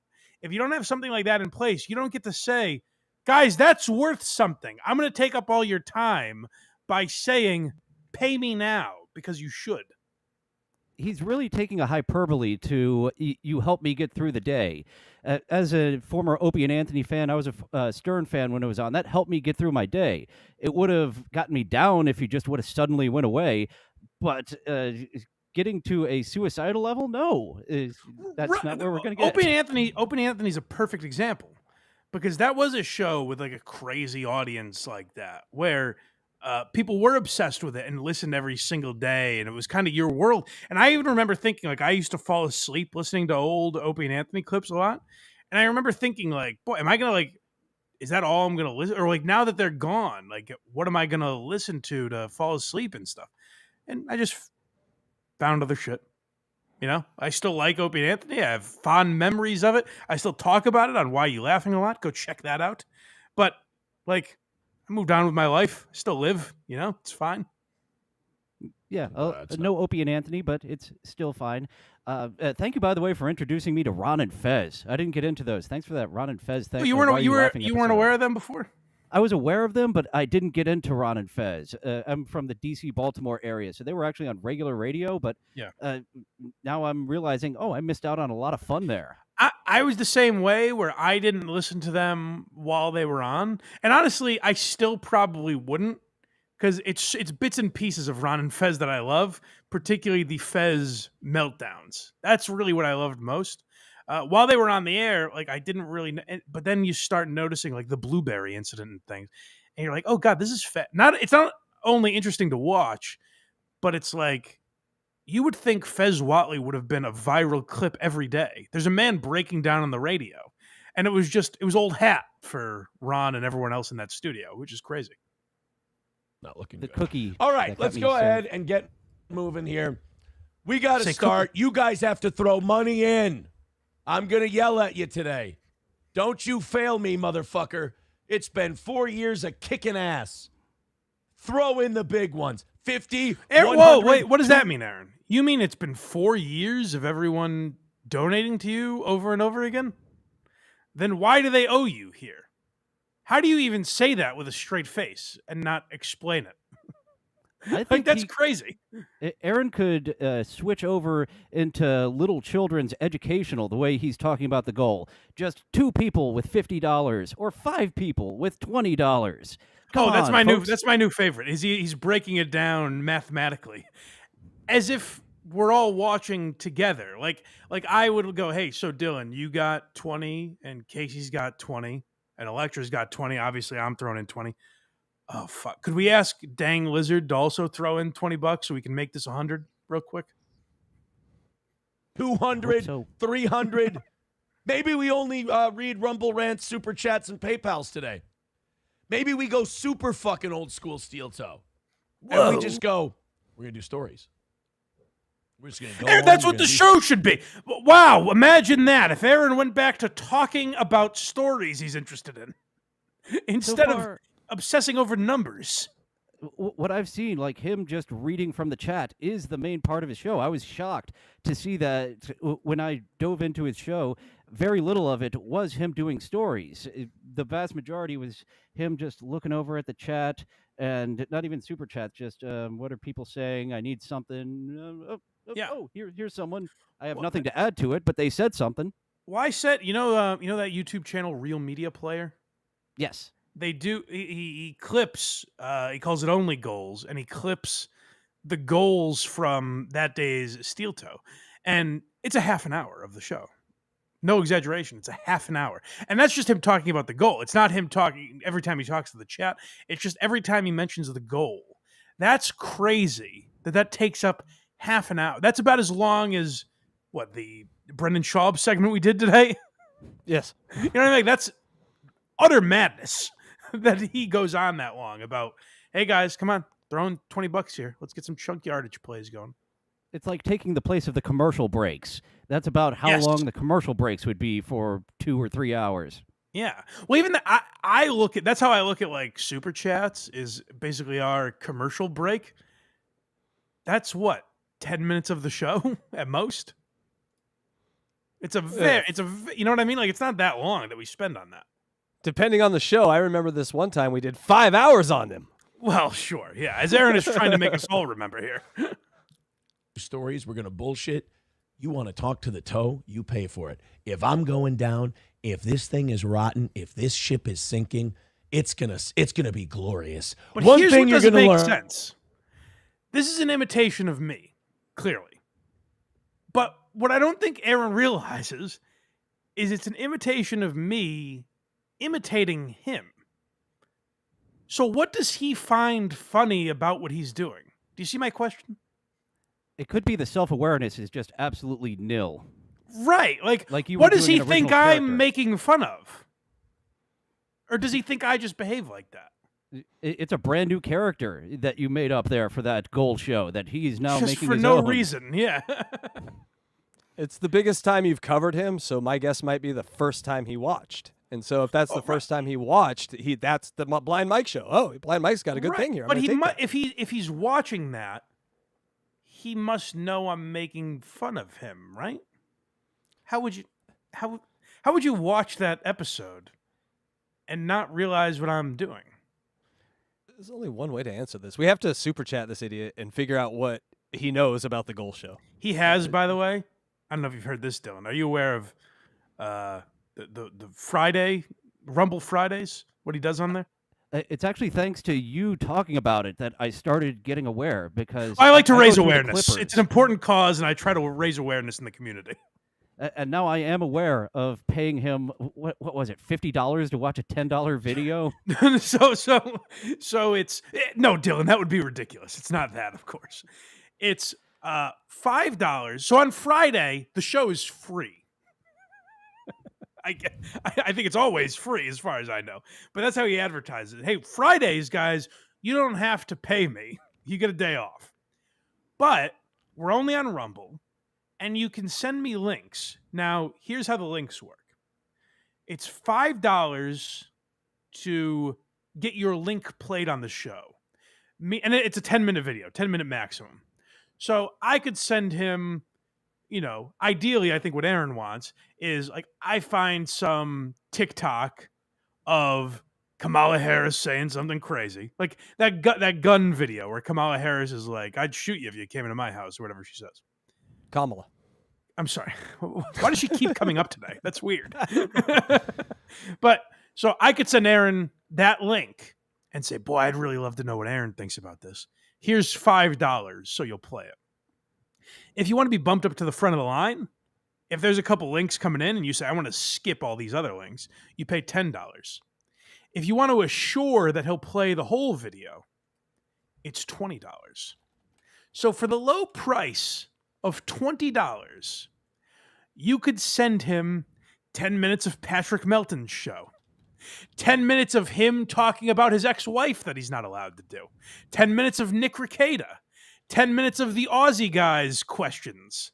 Like, you can send whatever you want to him for $20, and by his rules that he's created, he has to pay it. So he has now set up his show in an unwinnable way where he has to do these things that he's never going to adhere to. Like, once people start fucking with him, he's just going to abandon it immediately and never acknowledge it. Why do you put yourself in these situations, Aaron? This is actually reminding me of a pay-to-play Who Are These Socials? Like, if you want to drop a link into the Discord of Who Are These Socials, don't forget to give us a couple of bucks, and we might play it. Yeah. Hey, you're already helping us find links for the show. You're already doing show prep for us.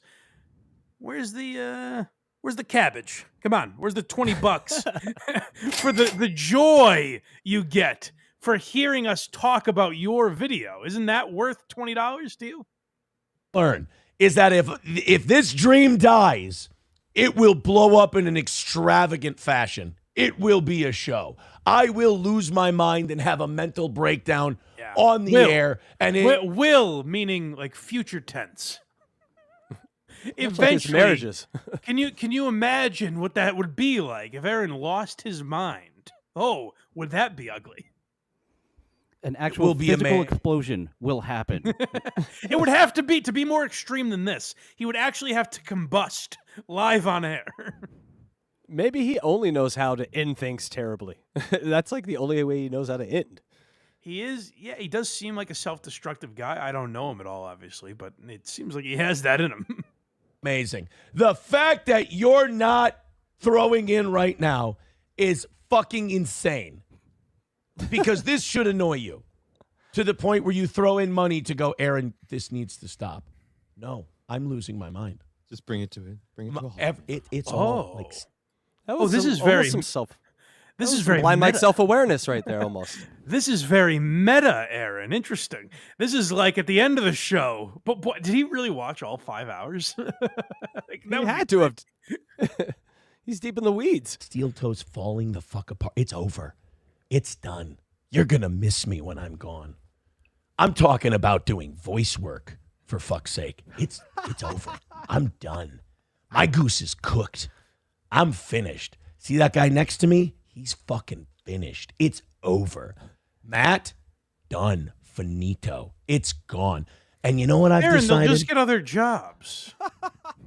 That's just how life. It'll suck for them, I'm sure. If you lose a job or any stream of revenue, of course it sucks.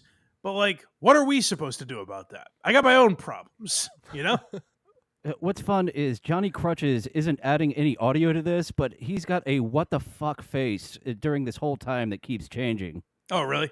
Yeah. I don't know. Johnny Crutches seems annoyed with all of this. He won't just come out and say it, but maybe there's more to their relationship than I'm aware of. Maybe they're good friends off air. I have no idea what their relationship is like.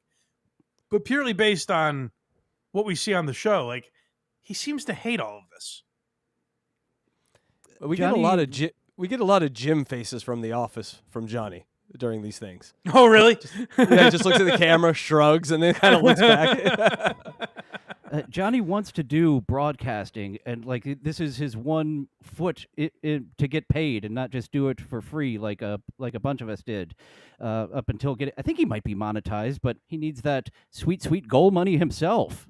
That trickle down to him. Yes, we all do. Yes, I understand.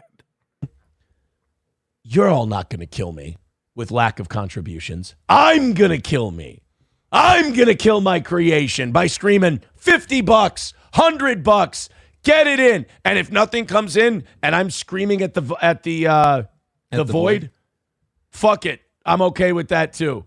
Because honestly, if we just have more nights like last night, here's what the haters get. I might be done by the end of the week. We miss by 100 No, every fucking Aaron, show. don't do that to us. I can't even do it now because he's doing it. Maybe that's the brilliance of Aaron. He's ruined my bit.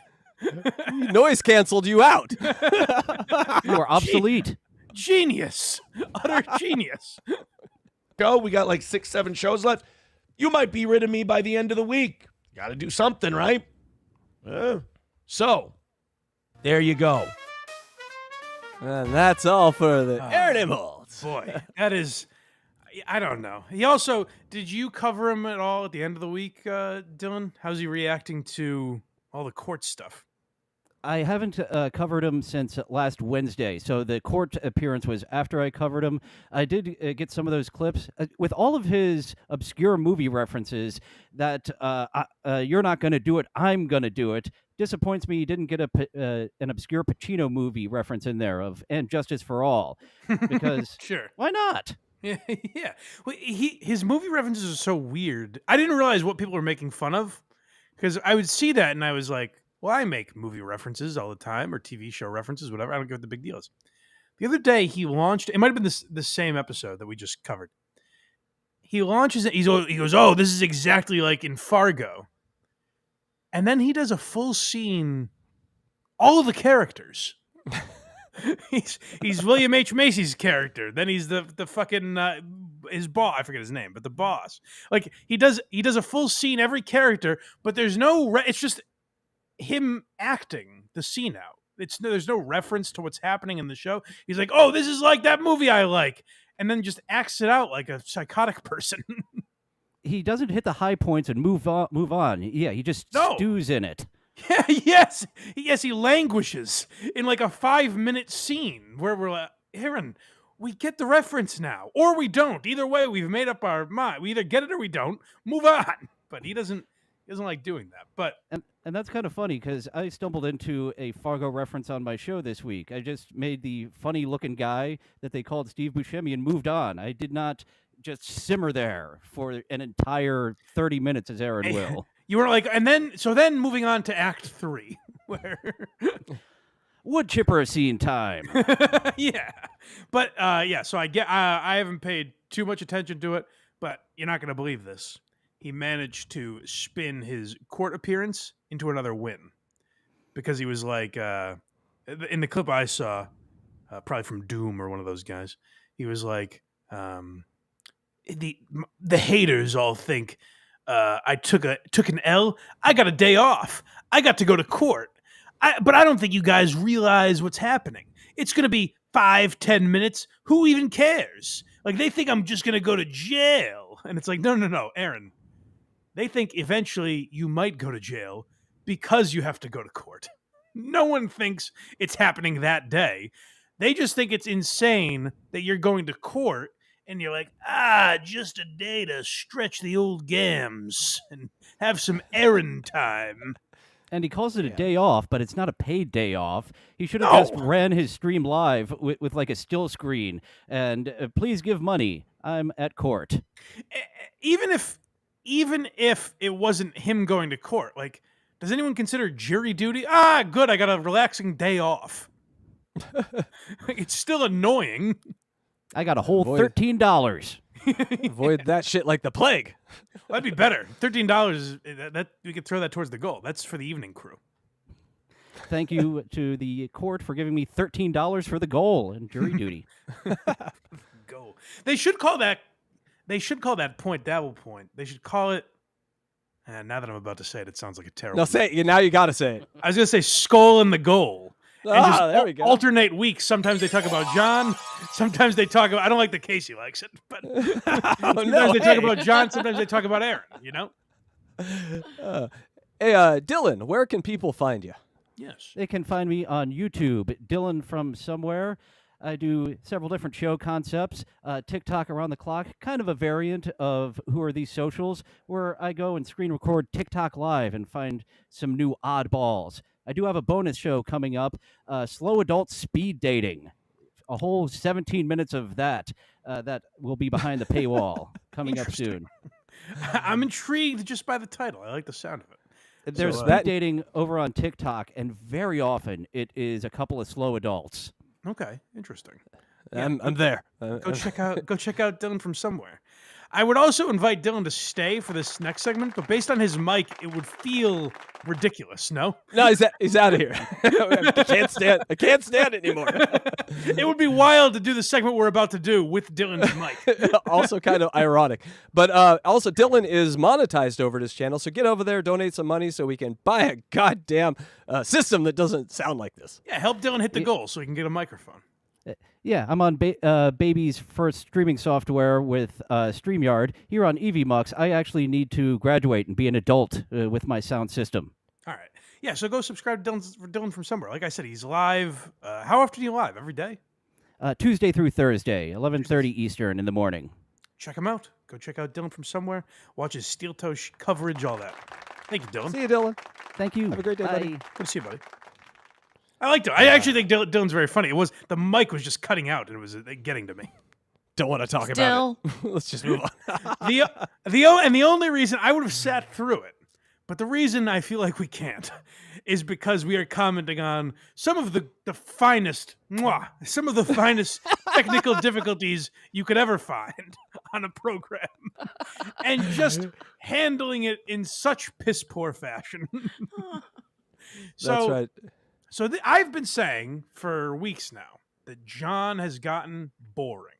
And it seems like the Dabbleverse as a whole is kind of starting to agree with me. You see people starting to pivot towards Aaron and other things. This is what I think John should be doing. If he can stomach getting made fun of. Again, we try to give these people advice. They never listen. It seems like a worthless task, but I'll continue to do it. John should have horrible guests on and ask them all these. He doesn't have to know they're horrible. He doesn't have to know he's horrible at interviewing. Just have guests on, and this will happen, because it can't happen to someone 75,000 times and it always be the guest's fault. There has to be some responsibility on John at this point. Although, as you can tell from our last segment, I do empathize with him a tad. But no, Dylan was nowhere near this bad. Listen to this. So John is having. Do you know this woman, Casey? I don't. Of course, I know her. This is my line of Stern knowledge, where I'm pretty well versed in Stern. I have no idea who this woman is. Wow, she did her time. Ivy Supersonic. Everyone who knows that name knows, oh, that's the other chick Benji fucked, because there was 4 of them. And so, yes, she was a hat designer to the stars is kind of how she was billed on Stern. Okay. But she also created SQRAT, which I'm sure we'll hear a little bit about. So is that the only story she has? This SQRAT? Yes. Okay. Yes. Because it comes up a few times in this interview. It is. And by the way, it's really not an interesting story. I mean, it's interesting. If you're at a dinner party and someone tells you this, you're like, oh, no shit, really? Okay. That's probably more interesting than anything you're going to hear that night. I'll grant you that. But Ivy Supersonic invented the squirrel at the beginning of the Ice Age movies. If you're my age, you know what I'm talking about. Or if you have kids my age or younger, then you know what I'm talking about. Before the Ice Age movies, the little squirrel comes on the screen and tries to find the nut or whatever. I don't remember. Ivy Supersonic, what, drew that? She said she created the character, went into a meeting with Warner Brothers or whoever the fuck, and then they said, nah, we don't want it. And then it just appeared in Ice Age. And then she spent the next 30 years of life talking about it. So they stole that from her, probably stole it from her, which is fucked up. And it's unfortunate that's how Hollywood works a lot of the time. As Louis C.K. and many other creative people have said, when someone steals from you, the best way to go about it is to move on and create something new. But Ivy Supersonic has not done that. That's the one thing she had. It's not particularly. I don't know why Pixar just didn't draw a different squirrel. If I'm being honest, or just draw a Shaq for a few grand to get her out of her hair. I mean, it literally would have ended. That seems weird.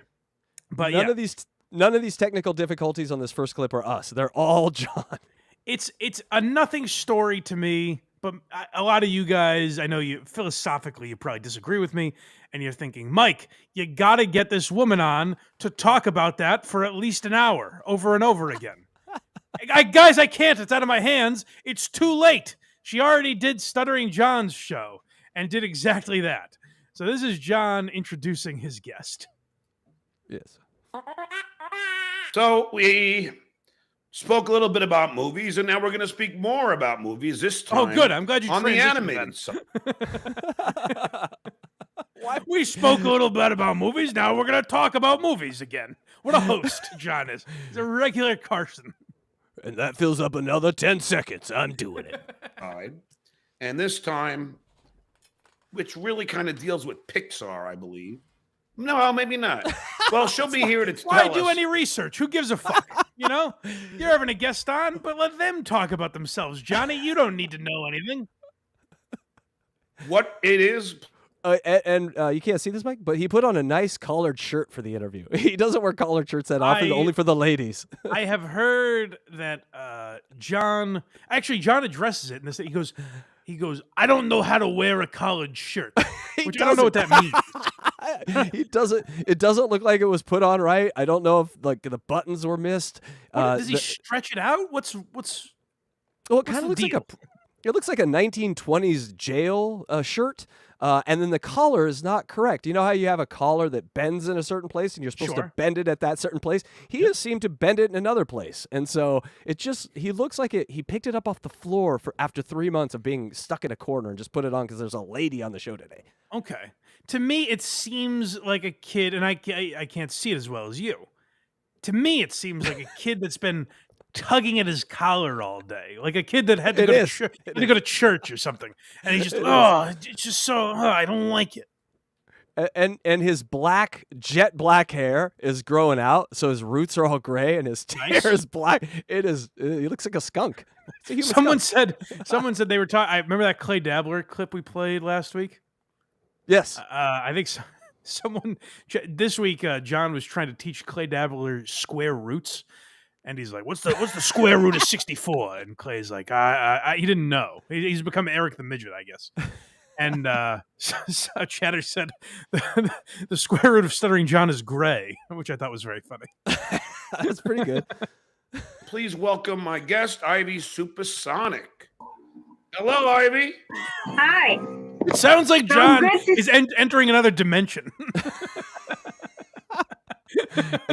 Yes, and we got Ivy's tech is not good. This is not gonna go well. No, it sounds like Ivy is on John's television screen, and John was watching a show, and all of a sudden the character's like, "John, come in, come on, join us."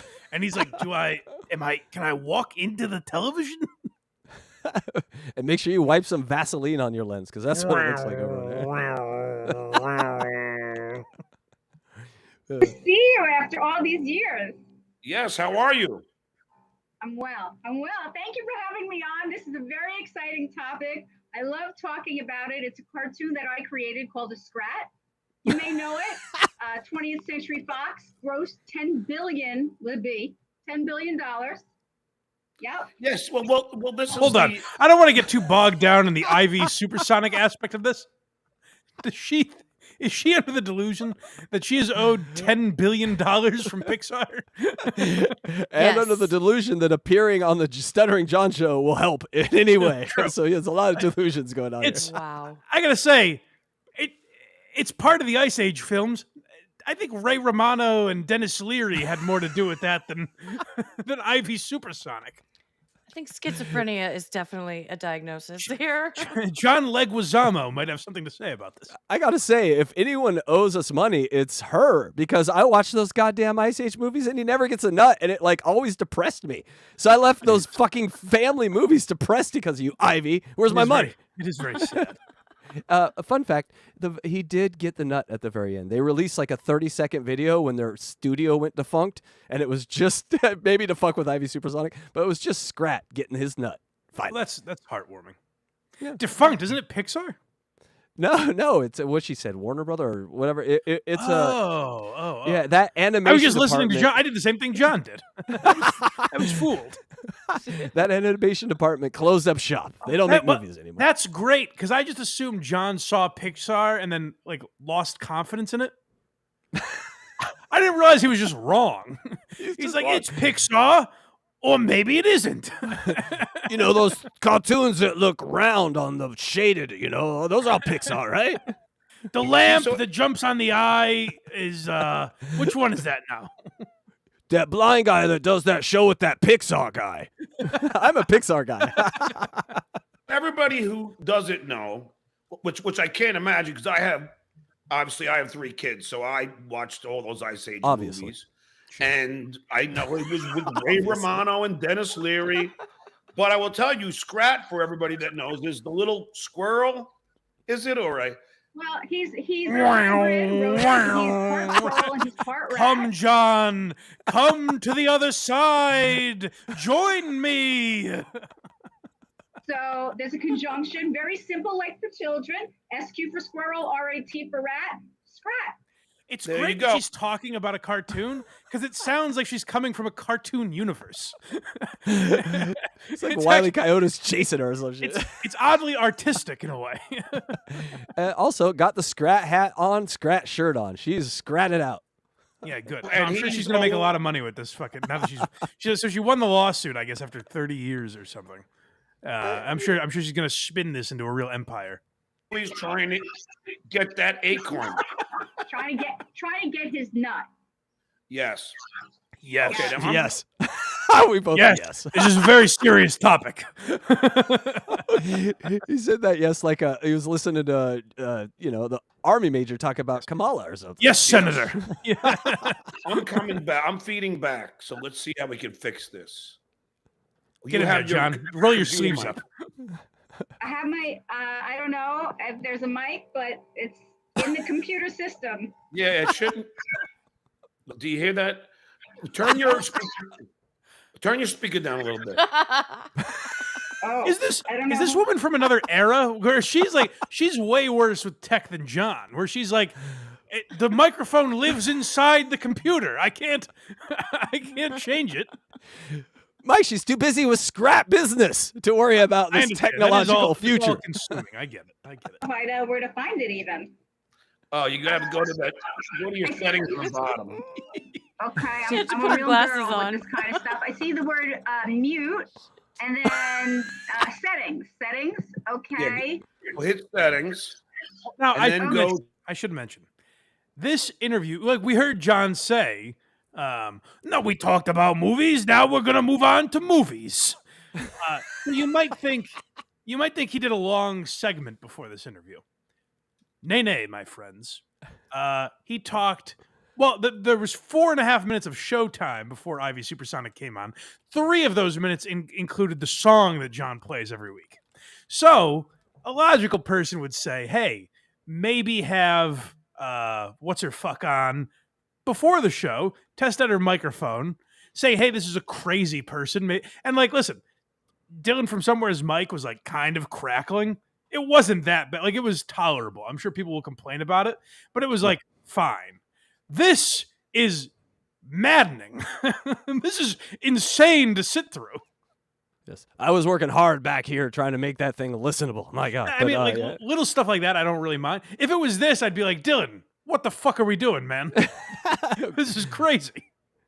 Audio. Go to sound. That must be audio. I'll go there. Okay. Yeah, and then output, like you'll see your speakers, just turn down the volume on the output a little bit. How does John know they have the same computer? Like, Well, what's I think making he's him talking. think he can diagnose this. Well, on that one, because they're probably both using StreamYard, so he's just giving her like StreamYard Oh, it's on. instructions. I'm sorry. I thought it was computer settings. Gotcha. Yeah, no, I think he's just like, but what he said was turn your volume down. I don't think that's the issue. I think Yeah, make it so no one can hear you or the noise. Problem solved. No, you need to pick the right microphone, baby doll. Slide thing on the bottom. No, but I see this word echo cancellation. It has a check. All right, but on the bottom it has the output volume. No, you definitely don't want that echo canceled. You want to make sure echo is in full use. That was amazing. Echo. See, I did it that time on purpose, Mike. Good. Oh, good. Turn off echo cancellation and leave that for the rest of the show. Now that I did that mic volume, is it any? Hold on, any better now? Wait, what? No. You're No, lowering- it's much worse, actually. This is kind of horribly wrong. Why would volume possibly? Listen, I'm certainly not a tech guy. Does this seem like a volume issue to anyone? No, it's just something he saw there. He's a clicker. He's like, click on this and click on that and click on this, and then eventually it'll work. Turn your volume all the way down. That'll solve everything. Messing it all up. Oh, okay, hold on. So go back and turn your mic back up. Can I do reduce Now he's echoing. noise? Try that. Okay. Echo cancellation. Should I put that on? Hold on. Why do you keep asking that? Because he's clearly an expert. He knows his stuff. That's true. We are watching, like, John is usually horrible with tech, but we're watching someone who looks at John as a master. Like, how does he know how does he know the computer has a microphone? I'm not showing him that. Hello. Hello. Echo All right, now do me a favor. Turn your. Hello. All right. Do you see on the sound on the bottom output volume? Yeah, I see the word. Well, the good news is we can't hear you anymore because you've turned your volume all the way down. So it's letting me do this word audio, and then my choices are echo cancellation, reduce the mic background. No. Go to sound. Go to the tab that says sound. Is it plugged in? Okay, so plug it in. She's in sound, dummy. Where do you think she got echo cancellation? Go to sound. No, go to sound. Yeah, Go to sound. Clearly, volume was in the visual settings. Go to internet, and then I'll help you. I just have a different kind of computer than you. There should be an output and there should be an input. Hey, Yeah, we're never gonna figure this out. But she's given up. God, man, imagine if every explorer had her will. We'd never be anywhere. We'd just still be in Europe or in some cave in Norway. John, this is impossible. No one has ever been on a podcast successfully before. How do you expect me to do this? Let's just give up. Hey, we'll talk anyway. communication speaker headphones and a speaker headphone jack. Yeah. I don't know. I want to say I suck. What That's is a really John doing? bad word to say, but I'm not going to figure Do you it out. do you have headphones? That'll solve everything. Actual speaker I could plug in. Will that help? But it'll Yep. something- Yeah. No, just plug in a. Yeah. No, that'll help. Plug in a speaker and turn it all the way up. That'll be good. He's nodding. Yes, that's it. Do that. Turn your computer volume down, and then plug in a speaker and turn that up. Perfect. Just blow on it. It'll fix it. How old is this? Like, I guess older people have problems with technology. This woman would have to be 175 to have this many issues. It might. We'll try it. You're gonna be loud. I have this speaker. Let's just try it. All right. Anything better? He doesn't care. Let me hear you. Can you hear No. me? No. No. All right. Let me hear you. John, you could hear. She said, "Is it any better?" And she sounded terrible. And John's like, it's tough to say. I don't know. We'll have to deal with it. Okay. But I'm feeding back. It just stinks. I mean, I just wish that we can. Can I say something, by the way, that I just want to acknowledge in the middle of this? Your show, Mike. We could. Thank you. I was actually asking permission. I'm glad you gave it. Okay. Like I just said, like with Dylan from somewhere, or like it's happened with Austin Ingalls in the past, or whoever. Like, audio issues happen all the time. You know what I mean? Like, that's really not a big deal. Like, if it happened on Craig's show, we would goof about it. If it happened on this show, maybe we'd be cringe of the week on Carl's show. You know what I mean? Like, that shit happens all the time. What's fascinating to me is, like, we'll goof on this and we'll do a whole thing about it. And then, like, if John ever catches wind of it, he will get angry. Like, he'll get mad at us. And that's what's interesting. Is like, how do you not see this as funny, John? It's happening right in front of you. Like, this is funny. It's honestly not John's fault at all. Like, this is funny that this woman is so inept and that it's ruining John's show. That's, of course, funny. If it was happening on this show, it might annoy me in the moment, but then the next week we'd talk about it and joke about it and it'd be funny. That's what makes John so great is like, if you make fun of, if you go into his super chat and make fun of him, he'll get angry. He'll get mad.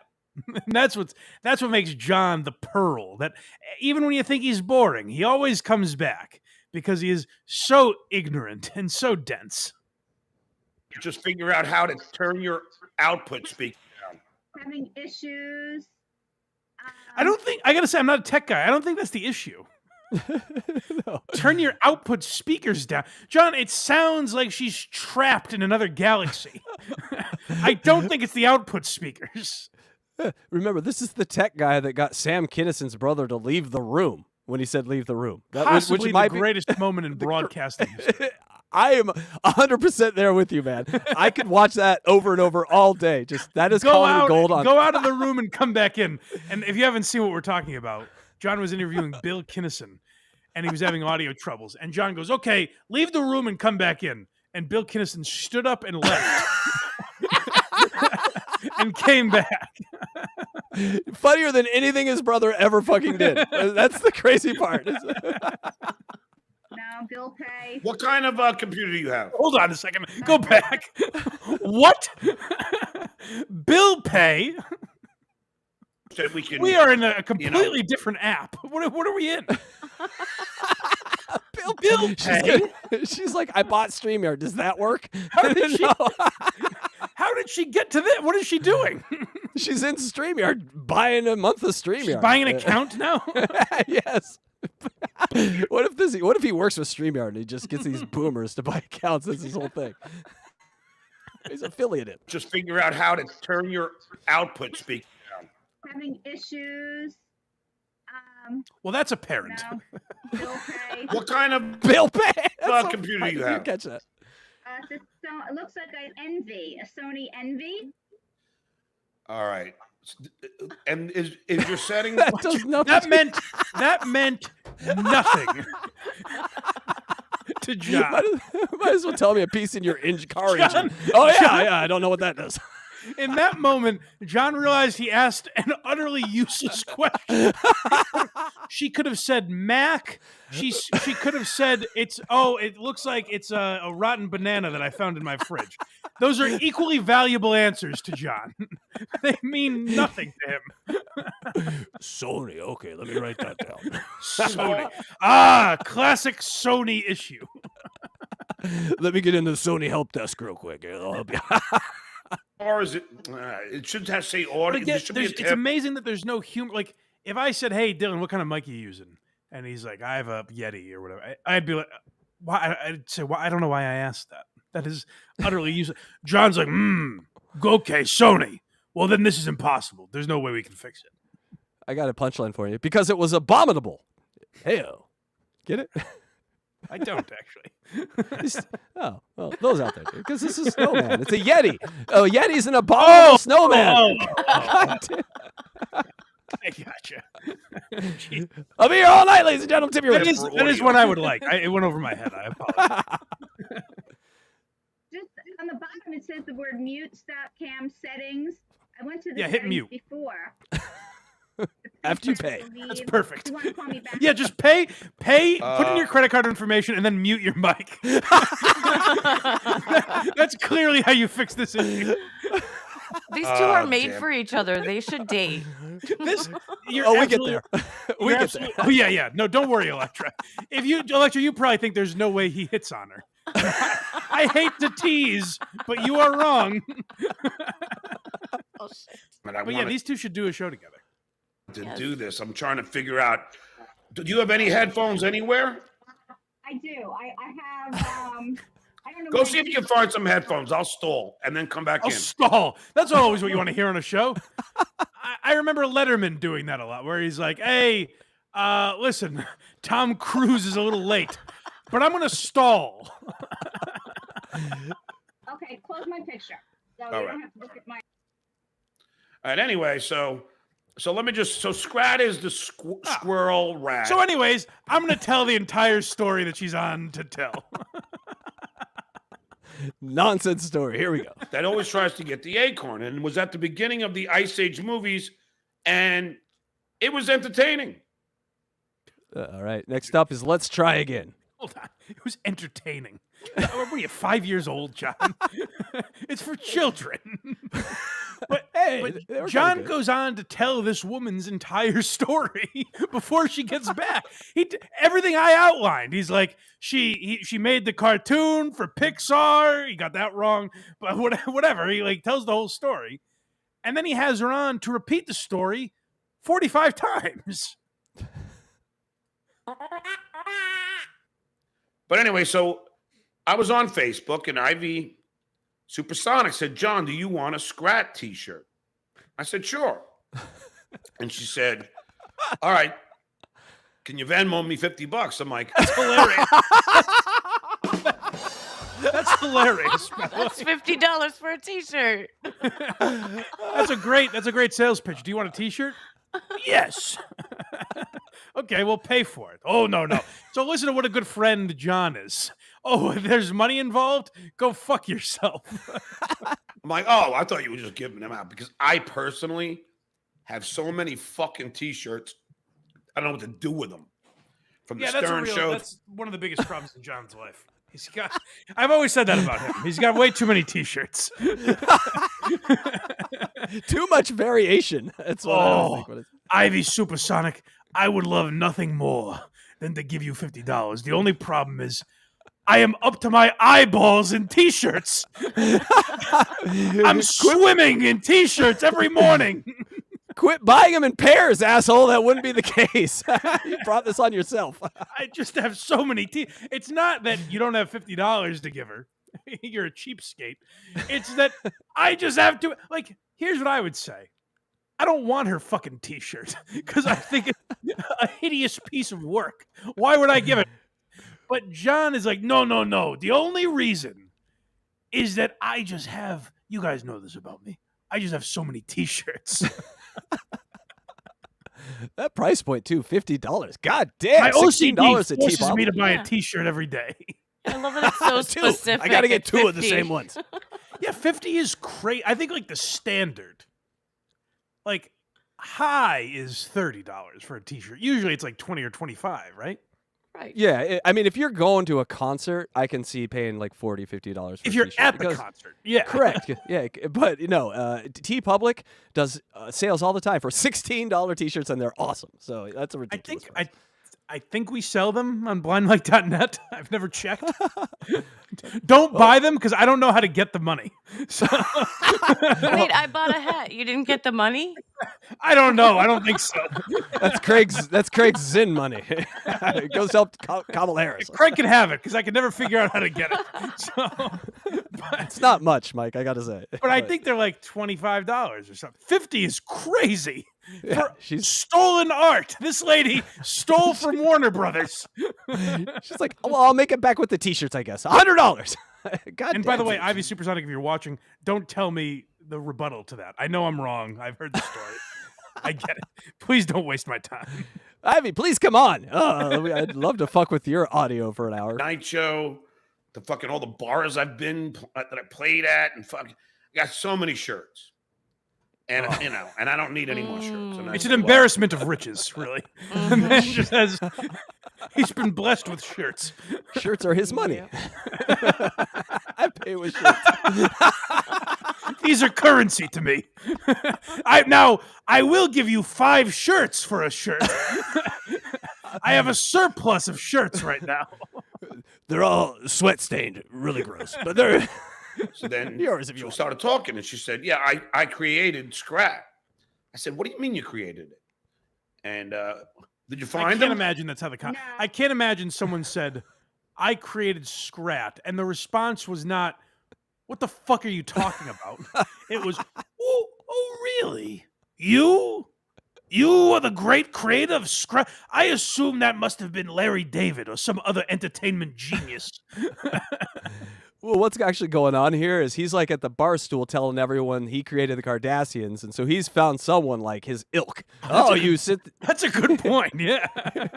Just like me. No, that's like an endless, no. But am I better? Is it better? No, but we're gonna have to deal with it. every time I talk, it just feeds back. Yeah, I know. So, and now, could you turn your echoing. You turn your It is. microphone up? It is. To say it's not better is not true. I don't think, because we don't have the A little better. It's mildly better. Maybe John didn't hear that because that's exactly what it sounds like when you're high on whippets. So maybe he just had a flashback where he's He like, has "Oh." that ringing in his head forever now. Yeah, just wob, wob, wob. We'll try. I turned it off. Hold on. Oh, it's back. I need to hear about SQRAT. Would you two hurry up and fix this? Things. I'm very unmechanical. Camera. Unmechanical. Audio. Okay. Mic. Okay. I got Just a yelling P4 words that mic, are adjacent to communication sound. Decibels. Level. Fader. Groupie. mic. I'm trying. Adjust the mic. Okay. All right. I'm at 154. How is it now? Just turn a little louder. That's on StreamYard. You can go above 100% to like 200%. So she's at 154%. Gotcha. Okay. Oh, more louder? Okay, hold on. I could go to the. More louder. I can go to the. Hold on. Okay, I got 200. All right, that's good.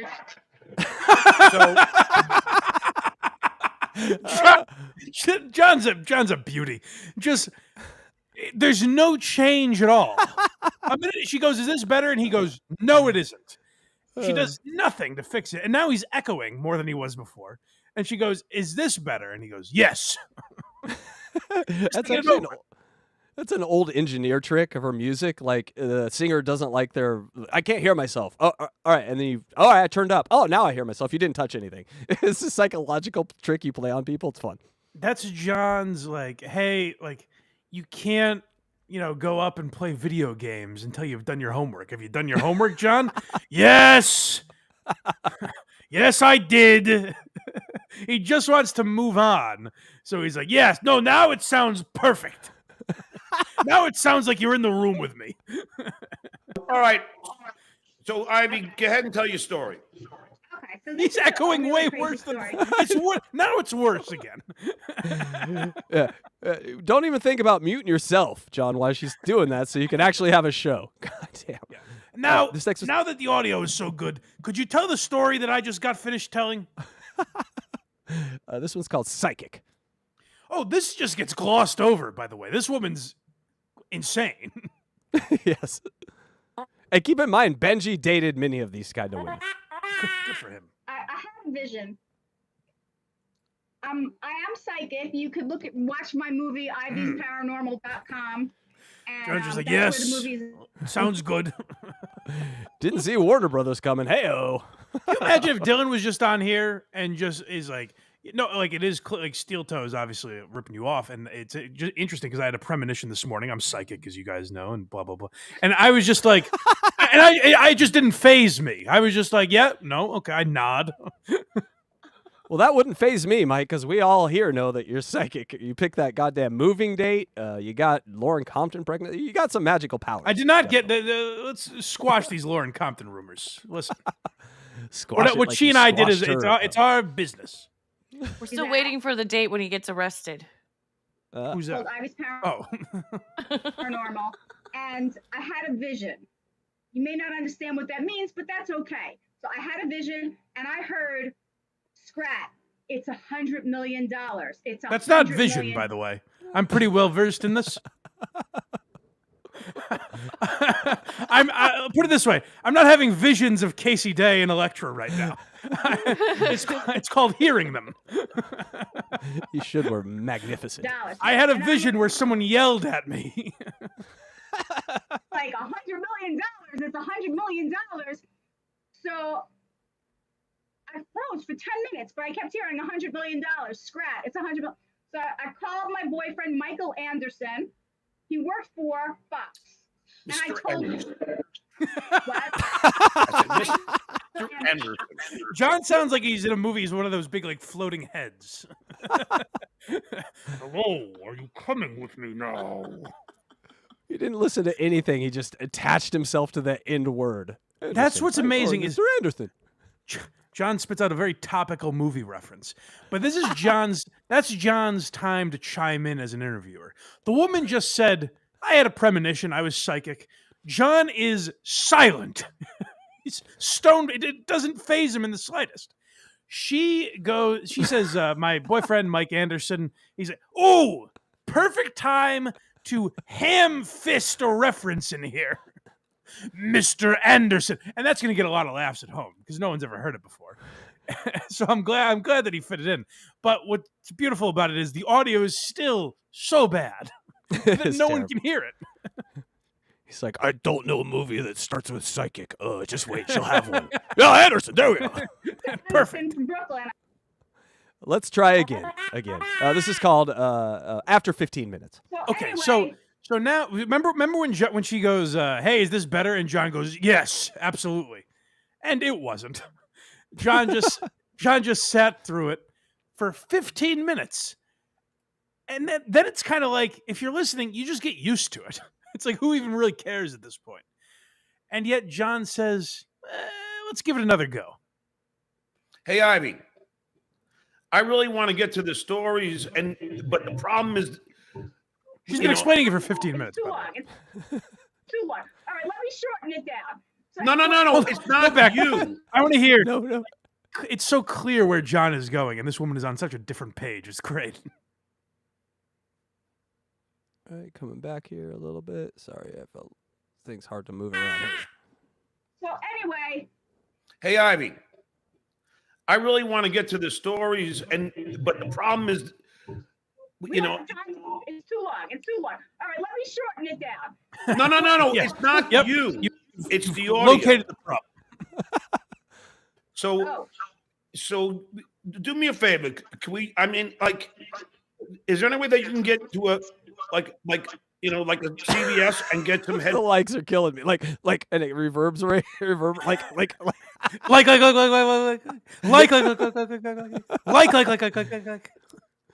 Today, I consider myself like the luckiest man. Phones that you can plug in and then hold on. Listen to what he's asking. Can you imagine having a guest on your show and going, "How about you just go to CVS and come back?" John, just say it's not going to happen. Either it's going to happen like this, because this is a crazy lady who doesn't know what headphones are, or it's not going to happen. Don't ever go to CVS while you're live, by the way. An insane request. I didn't catch that the first time. That is fucking ridiculous. Yeah. All right, let me shorten it down. No. It's not you. It's the audio. So it's me. So do me a favor. Can we? I mean, like, is there any way that you can get to a like a CVS and get some headphones that you can plug in and then come back? Yeah. Are we live right now? Yes. Even she finds that insane. She's like, but aren't we like on? Are you psychic? You don't even know if you're fucking on. What kind of psychic ability is that? Meanwhile, there's alien transmission going on in the background where John's like, go to 7-Eleven. Maybe John thinks all of this is like a Huft-induced coma that he's in or something from the fucking nitrous. Maybe John hears this all the time. I think that's it. Okay, so I just have headphones in my house. I could scour my house right now. I know I have at least 2. If you had headphones, it would make it so much better. Definitely. Okay. Because it's definitely the only problem about what's happening right now. He's stuttering hard too. He's stuttering so hard right now. Annoying. I just want you, while you're here, look at my nice shirt with the SQRAT, which is copyrighted. Yes, you have beautiful tits. Ivy Now, please get some headphones. It's like, I've been looking at those tits the whole time you're here. What are you talking about? Disney owns half of my SQRAT, and it's banging. Mickey and Minnie, they're having a threesome. There's, it's how very lovely. perverted. $100 million. Yeah, I'm sure a lot of people will put that to good use, and that shirt will make a lot of money because it's fun to wear out. You're at a nice restaurant, and the waiter says, "Ooh, I love. What is that shirt?" Oh, well, of course, it's SQRAT from the Ice Age movies, fucking Mickey and Minnie simultaneously. How we like it. All right, hold me up. I'll be back. I'll look for these headphones. Or just go to the 7-Eleven and get some headphones that you can plug in. The 7-Eleven. All right. What 7-Elevens? Oh, LA 7-Elevens are a little different. We do have like weird shit here. Really? I would not think 7-Eleven would have headphones, but yeah, headphones and burner phones and all sorts of shit you can buy. good for them. It seems like it's like a Buc-ee's. Full alcohol anytime you want. It's great. LA's awesome, baby. Well, he's not in LA anymore, but get rid of your background, man. You don't live here anymore. Fugazi. Hollywood. Yeah. Okay, All right. put me on hold. All right. Citizen, I'll get to your question. That's not a problem. So essentially what happened is her boyfriend gave it to Fox. And then he goes back into telling her story again. Well, she's going to come back on the show. That was the whole point of having her on. Every time she's on. And I got to say, John telling the story is more interesting than her telling it because he doesn't know what the fuck's going on. But he launches into, like, I'm trying to think of an equivalent, but if you had a guest on to only talk to them about one subject, like, it would be like if we had like the Aussie guy on to talk about that interview with Aaron, but we did the whole segment where we break down the interview and didn't let him on, and then we're like, all right, Aussie guy, what was it like going into interview Steel Toe? It's like, well, you already talked about it, asshole. United States of Australia, by the way. I guess I didn't plug his show enough. He was angry about it or something. It's very weird, but well, that happens when you sleep in. I mean, wake up, stay up, and you could been on the show. And you could try United States of Australia. Yeah, well, that's on him. Much better this time. And that is so horrible. And I told Ivy this story that happened to my sister. My sister, when she was young, if you guys remember the World Wildlife Fund. Oh, she found headphones. I didn't pass it left. Oh, now it's perfect. Oh, good. We're so glad you're back. Let me pause my story about the World Wildlife Fund to listen to the same audio that we had before. Ben? I did it. Hold on. Oh, it sounds pristine now. Don't change All a right. thing. All right, do you hear me? Yeah, I do. Can you hear me? Yeah. Perfect. Perfect. I was kidding. I was kidding. I forgot John said that. I swear to God. Perfect. He said perfect to that. I've heard a lot of sounds in my life. I would not think that one. If I'm ranking them, this one is not near the top. I think this explains his music career, though, because you hear those songs, perfect. Just as I had imagined it would sound. Mensa. So Ivy, I was telling the story just so what happened to my sister, the World Wildlife Fund, she wrote a letter to the World Wildlife Fund with the total cartoon, like a comic book. And this is where John proved what you said earlier. I forgot about the Kardashian thing. But this is where John proves what you said earlier, where John like seeks out other scumbags that latch on to one thing. Now, listen, what Disney, if fucking Disney or whoever stole her art and used it as their own and didn't pay her, that is wrong. Like, it's fucked up. Absolutely. But honestly, she got way more mileage out of that story, it seems, because it's all she ever talks about, than what she would have gotten if Disney was like, here's 10 grand, you know? Yeah. And John seems to be like, what? I'm not paying attention, Okay, now my turn to tell my tale of theftery of my art. So that's what this is it's an opportunity for John to be like, oh, I am also a scumbag that thinks the world owes me everything. Good call. Owl. And the slogan was, give us a hoot, don't pollute. She wrote the letter, sent it in. That was a Melendez original? I knew it. I knew it was too good to be the World Wildlife Fund. That had Melendez written all over it. They're like, should we sue the WWF for billions of dollars, or should we deal with this quote that we got from this letter? What do we do here at the World Wildlife Fund? Well, turnabout is the WWF, the World Wildlife Fund, sued what is now WWE to get their name changed. Turnabout is fair play here, stealing from the poor to give to the rich. But there's a fucking animated thing out For the World Wildlife Fund, give us a hoot. Don't pollute. It's the owl that has John. to say. I hate to say, and maybe they did steal from John's sister. Do you know how incredibly easy it is to come up with that? Hoot is just about an owl's greatest catchphrase. and I got news for you, John. It rhymes with the word pollute. Not a ton does necessarily, but hoot is one of those beautiful words that just fits exactly what they were looking for. So I often say that most of joke stealing or stealing like that, like a lot of it's parallel thinking. Now, again, maybe they saw this letter and they fucking took it. What is that really worth at the end of the day? $40 million?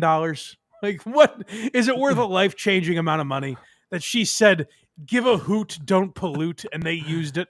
Like that it's a, you know what it is? It's a story where you go, oh, really? She thought of that first? Good for her. That's kind of interesting.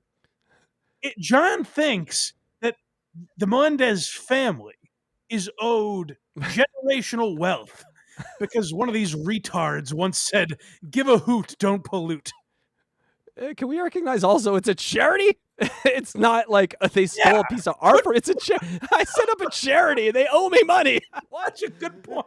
Oh, these fat cats at the World Wildlife Fund.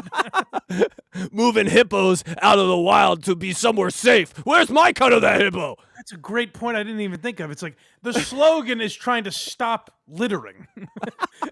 And John's like, oh, these dirty pigs. That was our idea to stop littering.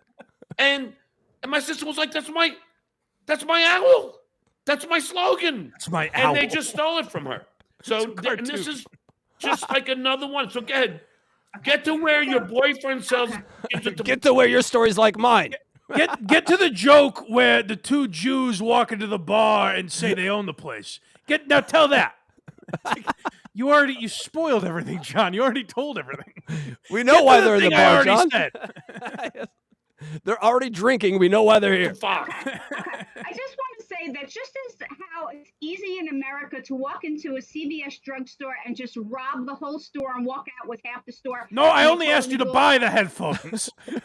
You weren't supposed to rob them.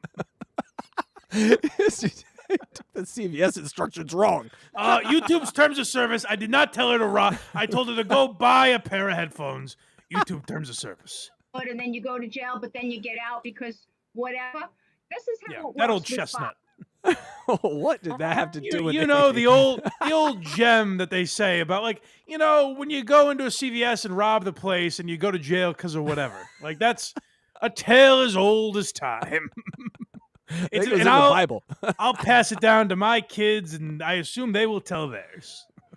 CVS verse 1, chapter 10. John's fun fact. Oh, this is great. There's nothing better than when a Melendez fun fact gets cut off by someone who already knows it. Bought this. Do you know what this is? That's Steamboat Willie? This is Oswald the Lucky Rabbit. No, it isn't. Oh, that's right. Oswald. His first character. So Walt Disney, before he started the company Walt Disney, he worked for Universal Pictures. I know the whole story. So he made... No. I'm sorry, Ivy. I am smarter than you.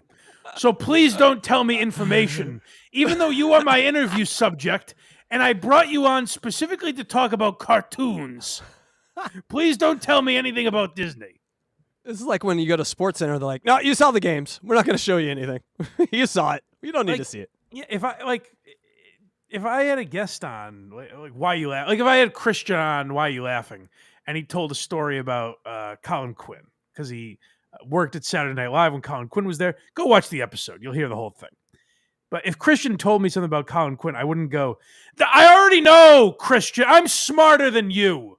I know these things. It should know. You tell the now she can or he can tell the story instead of me telling it. She can tell the story instead of John telling it. But John is so insecure about it. He's like, no, I know I got the Steamboat Willie thing wrong, but I know everything there is to know about. I know more than you do. I invented SQRAT. Oswald the Lucky Rabbit. And they took it from him. So what happened was he left that company and started his own, and he stole it back.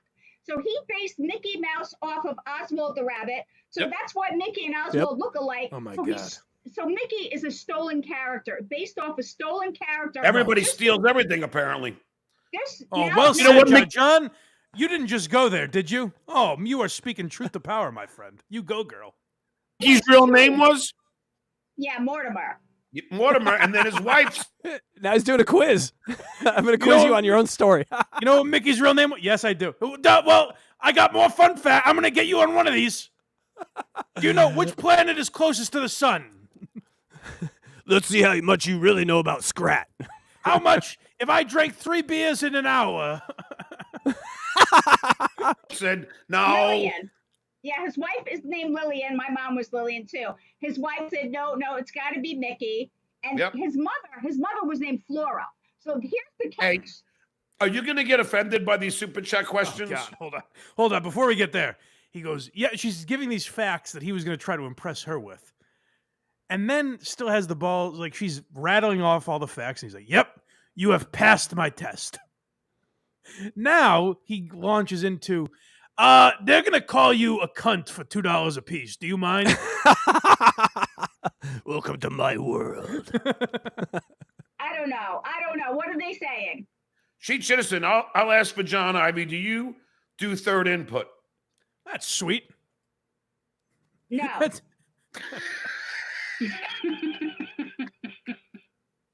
Don't worry, they do it to every one of my guests.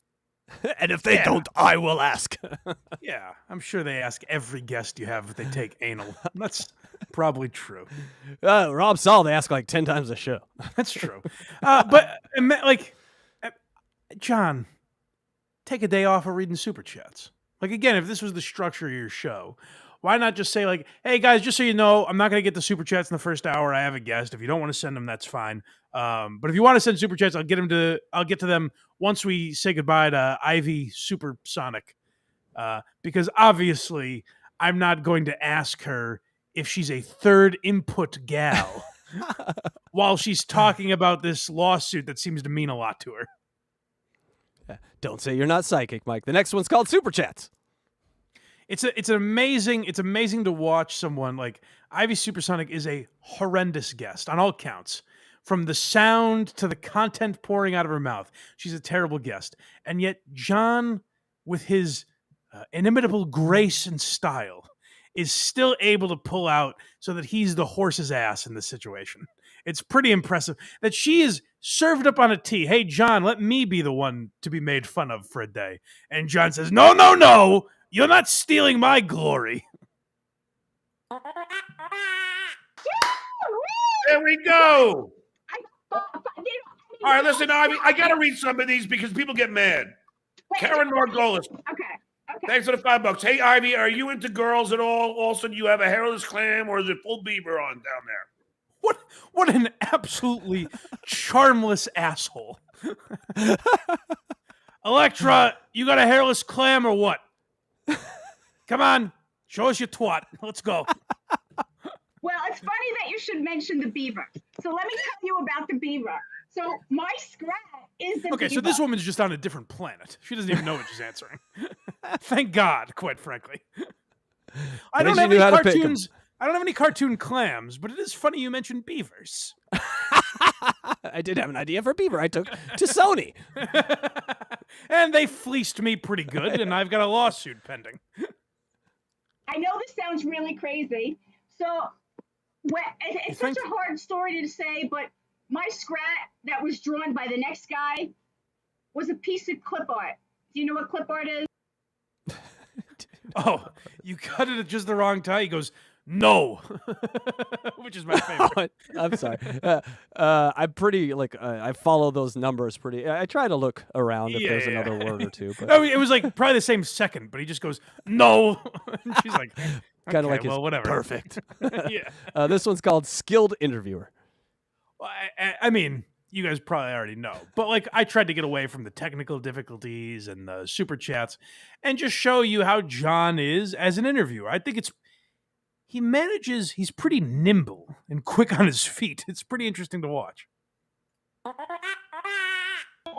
It doesn't even have squirrel and a rat. So what they did was they copied mine and they made 3 also. 3 fingers, 3 toes. They copied the nose. They copied all these things that have. I got it. Hold on, John.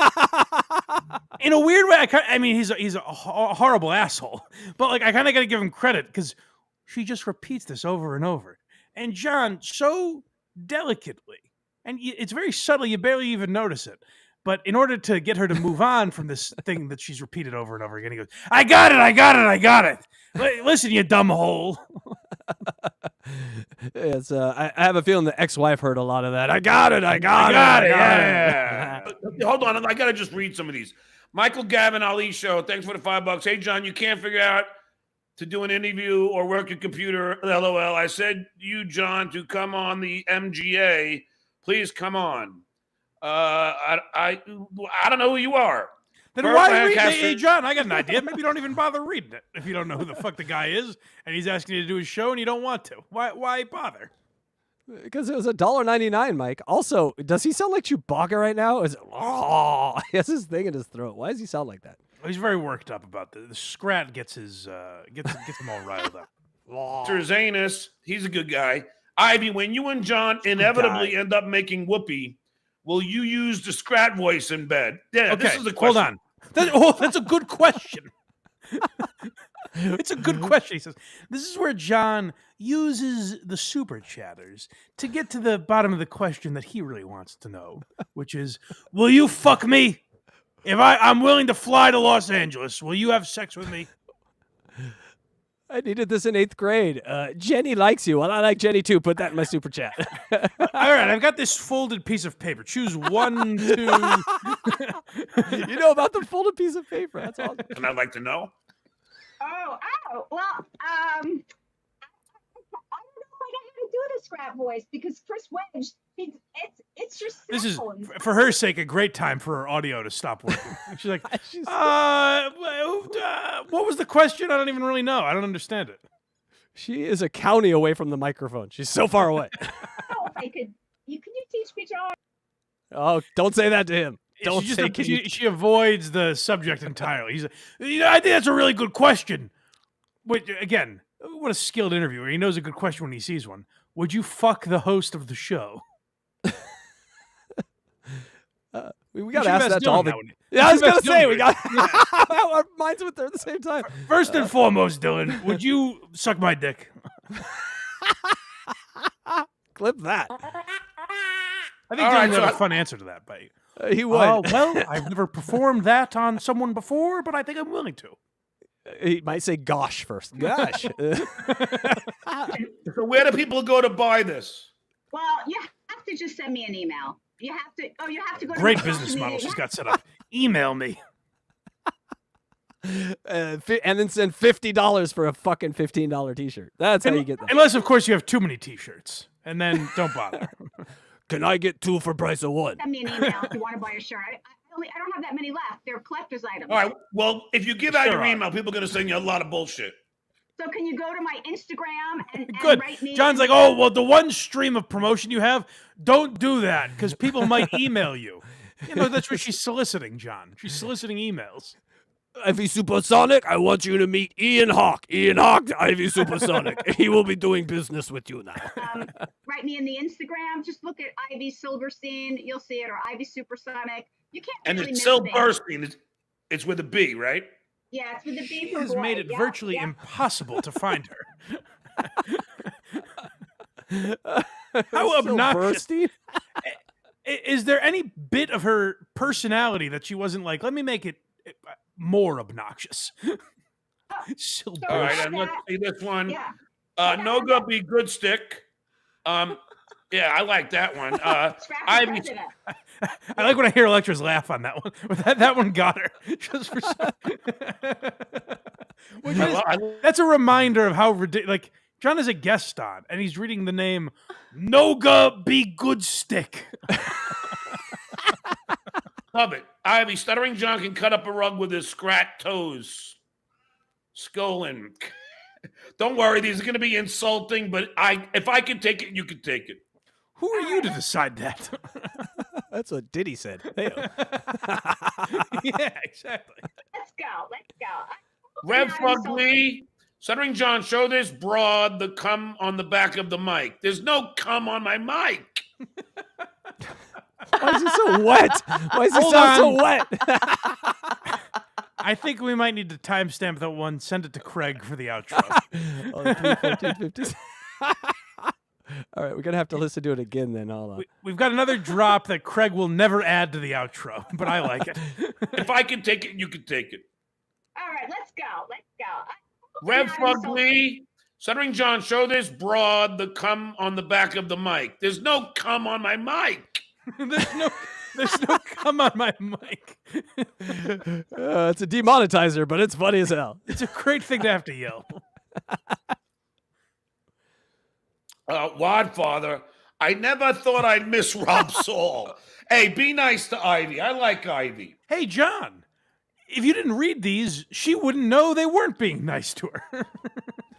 It's actually, this is the opposite of, this shows that John is the antithesis of Howard Stern, where Howard was so skilled at this. And I remember like Chris Rock pointing it out years ago, where like they went to the phone calls and Chris Rock's like, oh, so this is the part where everyone calls me an N-word for you.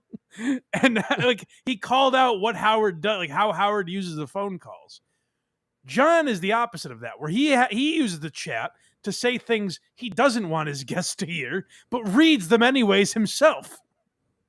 Yes, much like Aaron like manipulates his super chats and doesn't put them up, and this guy is the exact opposite. He's sort of like the Anchorman guy. He just, I'll read whatever you put up. Skull. Well, it's even better sometimes when he cuts himself off halfway through, so that you know it's something he doesn't want out there, but he's the one that presented it. Gotta finish this sentence. People, I don't know. Are these what kind of fans are these? Are these people in a basement just like... I will say I'm so glad they fixed her audio. Yeah, It's a good thing she went to CVS. I've never seen anyone drink Red Bull like that. I've been around a lot of people recovering from the night before, and he gulps Red Bull like it is Coors really? Light. It's not a yummy beverage that you want to guzzle down. And it hurts if you drink it like that. It's like painful. I can only imagine, yeah. His throat has no feeling of sensitivity. He's totally numb. What is going on? Pretty much. There's 50% fans, 50% trolls. Where does he get that number? Where are all the chats that are like, hey, John, great interview. This is amazing content. Where are those chats? Mike, you don't see the day-to-day war breaking out in his chat from the 50% of people supporting him? Hey, you guys knock it off. Lady K's a queer. Get out of here. Maybe, he's just given an outsized weight to Rob Saul and the guy that makes the clay. Yeah. They're worth more. Yeah. You like me, you're worth $1 million. Listen, I want you Are you D-Cup? show. There it is. There it is, folks. We knew it was coming. Where did that come from? What do you mean? He got tired of waiting for it. He's been holding his boner for 20 minutes. He finally had to say it. Again, Seriously, just ask that? Yes. Well, it's Electra. It's what we've all asked you, and you won't tell us. So credit to John for having the guts. Electra, can you give us a size? Of her? You don't have to do that. No, you. But Of me? No. but this is what. But Howard. That's how you react. AAA. Shut up, you two. This is where Howard would finesse that stuff into the conversation. And you saw there, it's again almost like parody, where John's like, do you have big tits? You have big fat tits? Where Howard would kind of present it where it's like the guest wouldn't even really notice that he's doing it necessarily. And, maybe it got tired over the years with Howard doing it, but like, this is just charmless. I want you Are you D-Cup? show. I think I'm a B. That's not a B cup. Those are big fat tits. I've been thinking about them the whole time. You're telling me? Staring at him for 20 minutes. You know what happens? You get skinnier. I don't know. Yeah. Maybe I don't know. Yeah, it's a B. Well, they look pretty big from here. Yeah. Jesus good shirt. Christ. You buy this shirt, you'll look good too. This woman always selling. Yeah, that's good for John's male audience. Hey, if you buy this shirt, it'll look like you have big fat tits. That's what I want. No lie detected from his audience. It'll be good. Stuttering John unblock your Gmail account and see your response. No.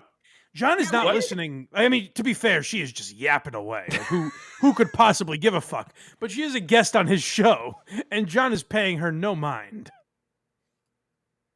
Blame her is the next one. It's historical. Well, to me, she is a wacky lady. So let's see how John manages to very politely kind of suggest that she isn't necessarily the greatest guest he's ever had on. Groundbreaking. All right, now let me Vagina Wrinkle 13. Thanks for the $2. I love how prepared you always are. Such a pro. Hey, look, man, I can't help it if she didn't have headphones. I mean, it's Flair Randy, worst stuttering John show I've ever seen. There we go. Hashtag cat lady. Don't worry, Ivy. There'll be nice ones too. John, you just said it was her fault.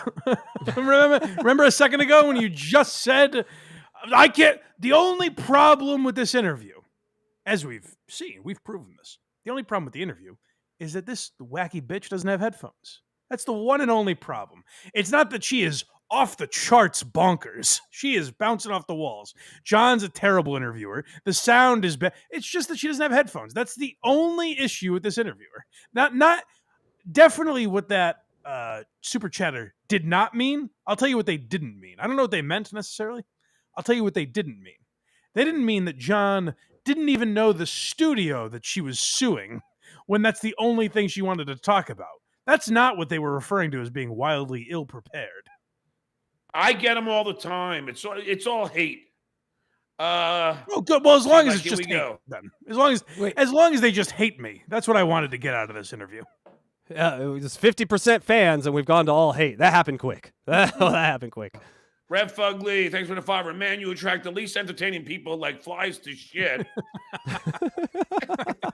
Don't worry. We all had a good laugh on that one. Everyone was laughing on screen. That was a on good one. chat, yeah. First of all, Ivy, okay. So Let me tell you something. I fought Fox and Disney for 25 years. You think that these comments would bother me? Really? Nice. That's the spirit. I haven't got over this thing 30 years ago. You think I won't get over this chat and not be talking about it for another 30 years? She is a zany lady. She is just like, she's like a little yappy dog. There's no discouraging her. You kind of admire it in a way. Charmer. Oh, this is more of that John suaveness that we've come to know and love. If there's a lady in the room, Mr. Steal Yo Girl over here is going to come and grab her by the arm. You hope by the arm. Well, I actually like you. And hold on, I do want to tell some stories. Walter Matthau's hairy ass crack. Thanks for the $5. Ivy, you are an extremely attractive woman. I agree. With a nice rack. Do you think your looks have helped or hurt you in your business career? Oh, well, that would, of course they helped, but obviously, I guess they could have hurt. I mean, maybe my stuff wasn't so. I don't think she knows like what a sentence or a thought is. Well, they obviously help, but they could have hurt. She's just a nut job, this lady. The funniest part about that is business career. He said business. I think that's the joke. Yeah, it's wild. Like Disney had to deal with this lady. That's crazy to me. It makes me think that the shit that Disney has to deal with is off the charts. We don't have even no know. idea. Yeah. Like there's a million for every one of her. There's a 10,000 SQRATs coming right behind. And here's the thing: it's like, yes, I think it's an evil corporation, probably, but you got to be fair. Maybe we made them that way. Maybe they dealt with one too many Ivy Supersonics, and they're like, you know what? Fucking let's suck the blood out of these people. Who cares? Have you had sex with anybody famous? That's a good question, John. Hey, John, it's always best, just like Howard would do it, just blurt it out of nowhere. But hey, you're gonna coax her, Johnny. I mean, Smooth Melendez. He knows how to coax a bitch into getting exactly what he wants out of her. Me? Yeah. Of course.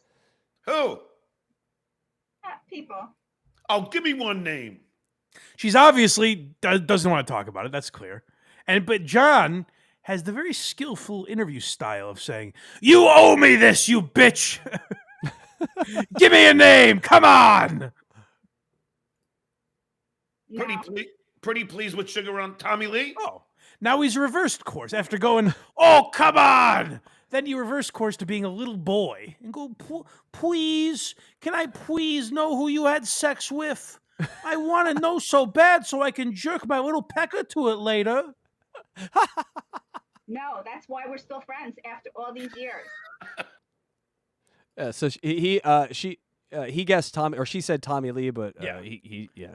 And then John just has nothing. He's like, come on, will you please tell me? Come on.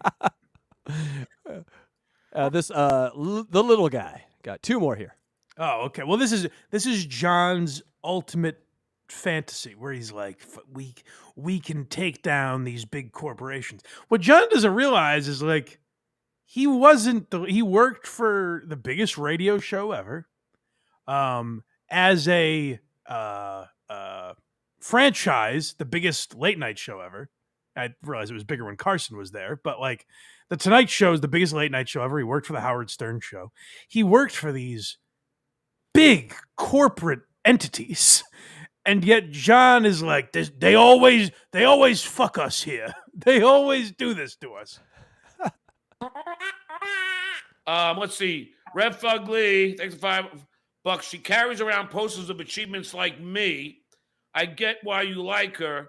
I bet your Reno poster is right next to you, isn't it? No, it's actually not. I think they meant Leno. Hey, listen, she's proving her point. She's making a legitimate argument against Fox and Disney. And I'm on her side here, you idiot. Thank you. Yeah. I mean, how many stories is it like, look at the Winklevice brothers. I knew he'd pull it out. The old Winklevice brothers.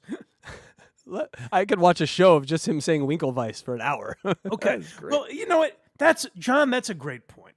A lot of people have been fucked over, just like this SQRAT lady, much like the Winklevoss twins. I know John butchered the name.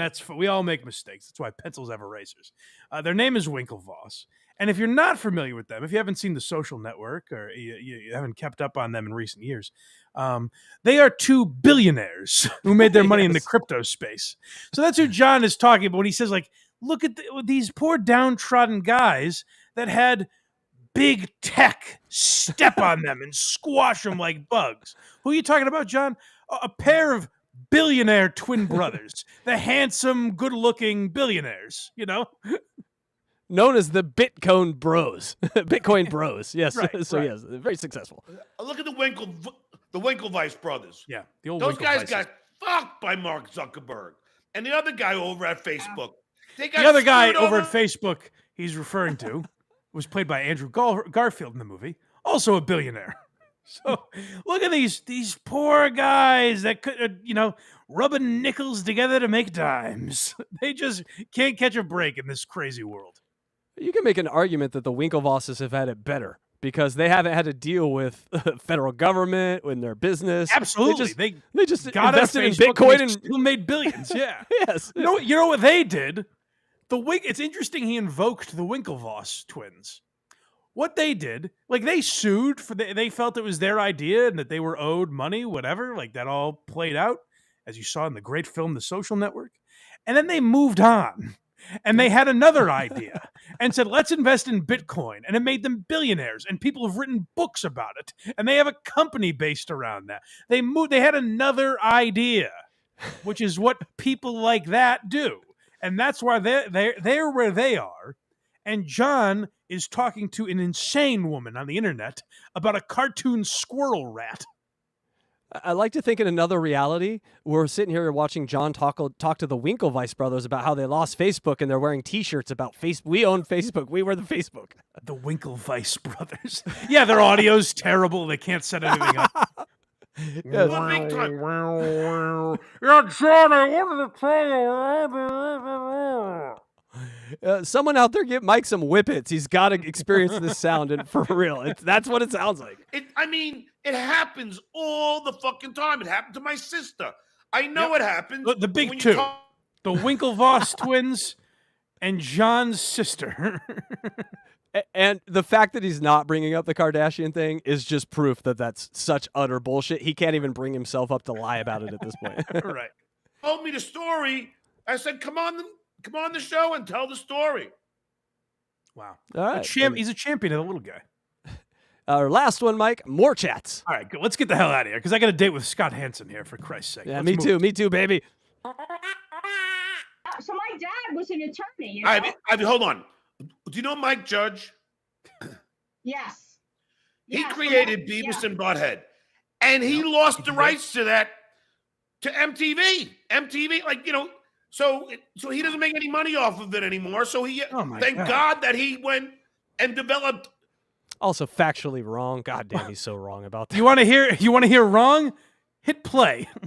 You know what? A Family Guy or whatever. Nope. It is. But I mean, they always screw the artist. How could you get that wrong? How? No, it happens all the time. Yeah, here's the thing, Casey. It's not like the creator of Family Guy is famous and has been all over the place. Like, it's not like we know him at all, you know? He probably did Leno's show a bunch. bunch of times. No, that's crazy. He's not out there. He hides in the shadows. Mike Judge, Seth MacFarlane, what's the difference? But again, John, you're right. Mike Judge is a great example. A guy who created King of the Hill, I believe is what you were thinking of. Yes. Silicon Valley, Idiocracy, like all these things that a lot of people really enjoy. He moved on. Mike Judge could be on this show bitching about 30 years ago when he created Beavis and Butthead. But instead, he'd moved on to other things. No, that's Johnny K from Ren and Stimpy. Hey, that's an animation joke because he never did anything after Ren and Stimpy. He was kind of like SQRAT. That's my SQRAT. Is that the guy Billy West worked with, right? Yes, exactly. Yeah. I remember they had him on Howard. I remember listening to that. Yeah, that very good one when they fought. That's a good oldie but goodie on Stern. Yeah. John Skippy Halloween, and thanks for the $2. Get ready for this sex pest to hit on you. I'm not hitting. Ivy, am I hitting on you? No, you're good. Am I What, Father? A sex pest. That's a great name for a Stuttering John. Am I hitting on you? Rob Saul, save us. Oh, will you be nice to Ivy? She's a sweetheart of a woman. John, you said these are going to be mean. Buckle up. Why are you acting like you're shocked by this? And they're being mean to him, too. And he's like, oh, they're just being mean to Ivy, you fat, stuttering loser. Oh, they hate you, Ivy. What? No. That's a good point. Does anybody want to buy a shirt? I have the Tommy No, Lee we for don't. sale. But how do they get it? Well, can they write me She on told Facebook? you this already, John, and you told her not to promote it. Write me on Instagram and write me on All right, Instagram. everyone follow her on Facebook and Instagram, Ivy Silberstein. Yeah. A vagina wrinkle, 13. Thanks for the $2. I wish it was Andrea Yates did on your house. All right, I got it. I got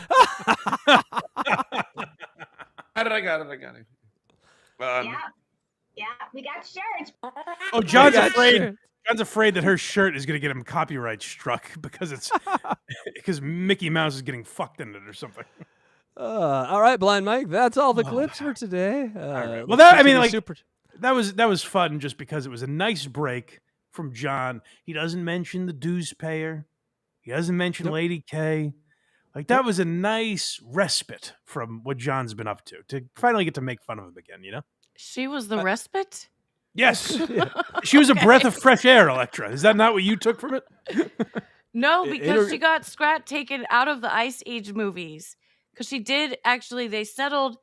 They both have ownership of the SQRAT character now. Yeah. And they can't put him in the movies anymore. That sucks. She's like a great move supervillain. by Disney, by the way. Great move by Disney to be like, yeah, fuck you. We're just not putting him in. We don't need you, lady. Matter of fact, we don't need this whole animation studio. Bye. Tax write-off. Get out of here. We got a few super chats. We'll get out of here. Get to football. Yeah. Dang Lizard for €5. Casey Day, keep your demon under control. He knows Mike can't see it, so stop the swiping too much. Moving background already. So swiper, no swiping. Bad Casey. Hey, what are you doing? What hijinks are you up to? It's called production. It's moving from one scene to another. It's okay. We're fine. It's production. It's how it works. Keep me posted, dang Lizard. Dang Lizard. Now you've just given him a way to fuck with me. God damn you. Dang Lizard again. SJ didn't care about her mic. He heard himself echo and wanted her to turn the speaker volume down. Yeah, you're right. Actually, that's what's weird because she came back and the mic was terrible. That's a good point. And Dawn Fried Chicken 199. First ISO, now Diddy. Craig's losing all his pals. ISO. Yeah. It is a shame that all Craig's buddies are going away.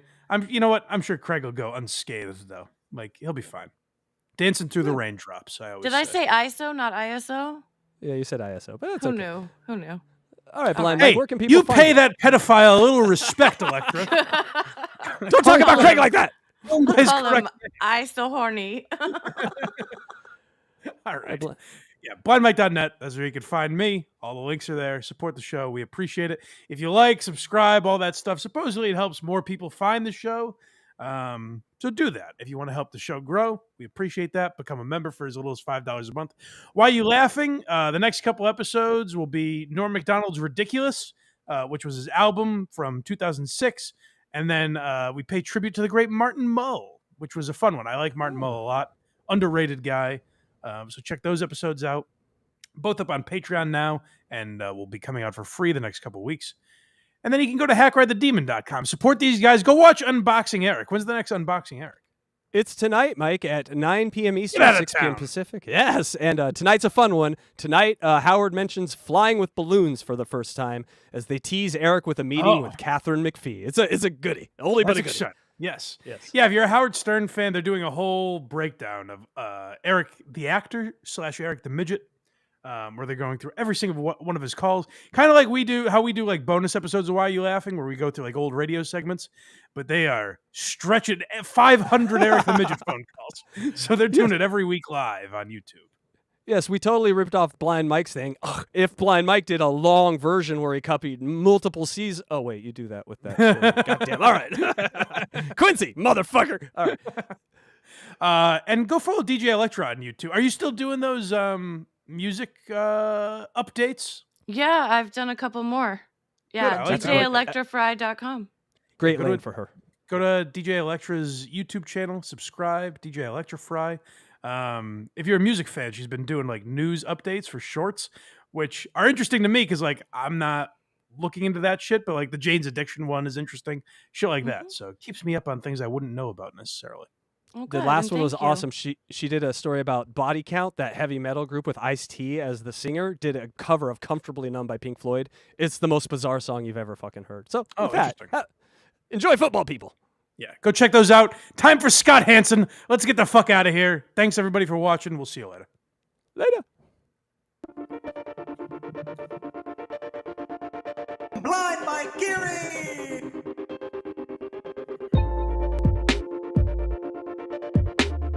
I talk like this. It's silly. This is my punchline as a boy. I think it's really rad. I want to come. I want to smoke crack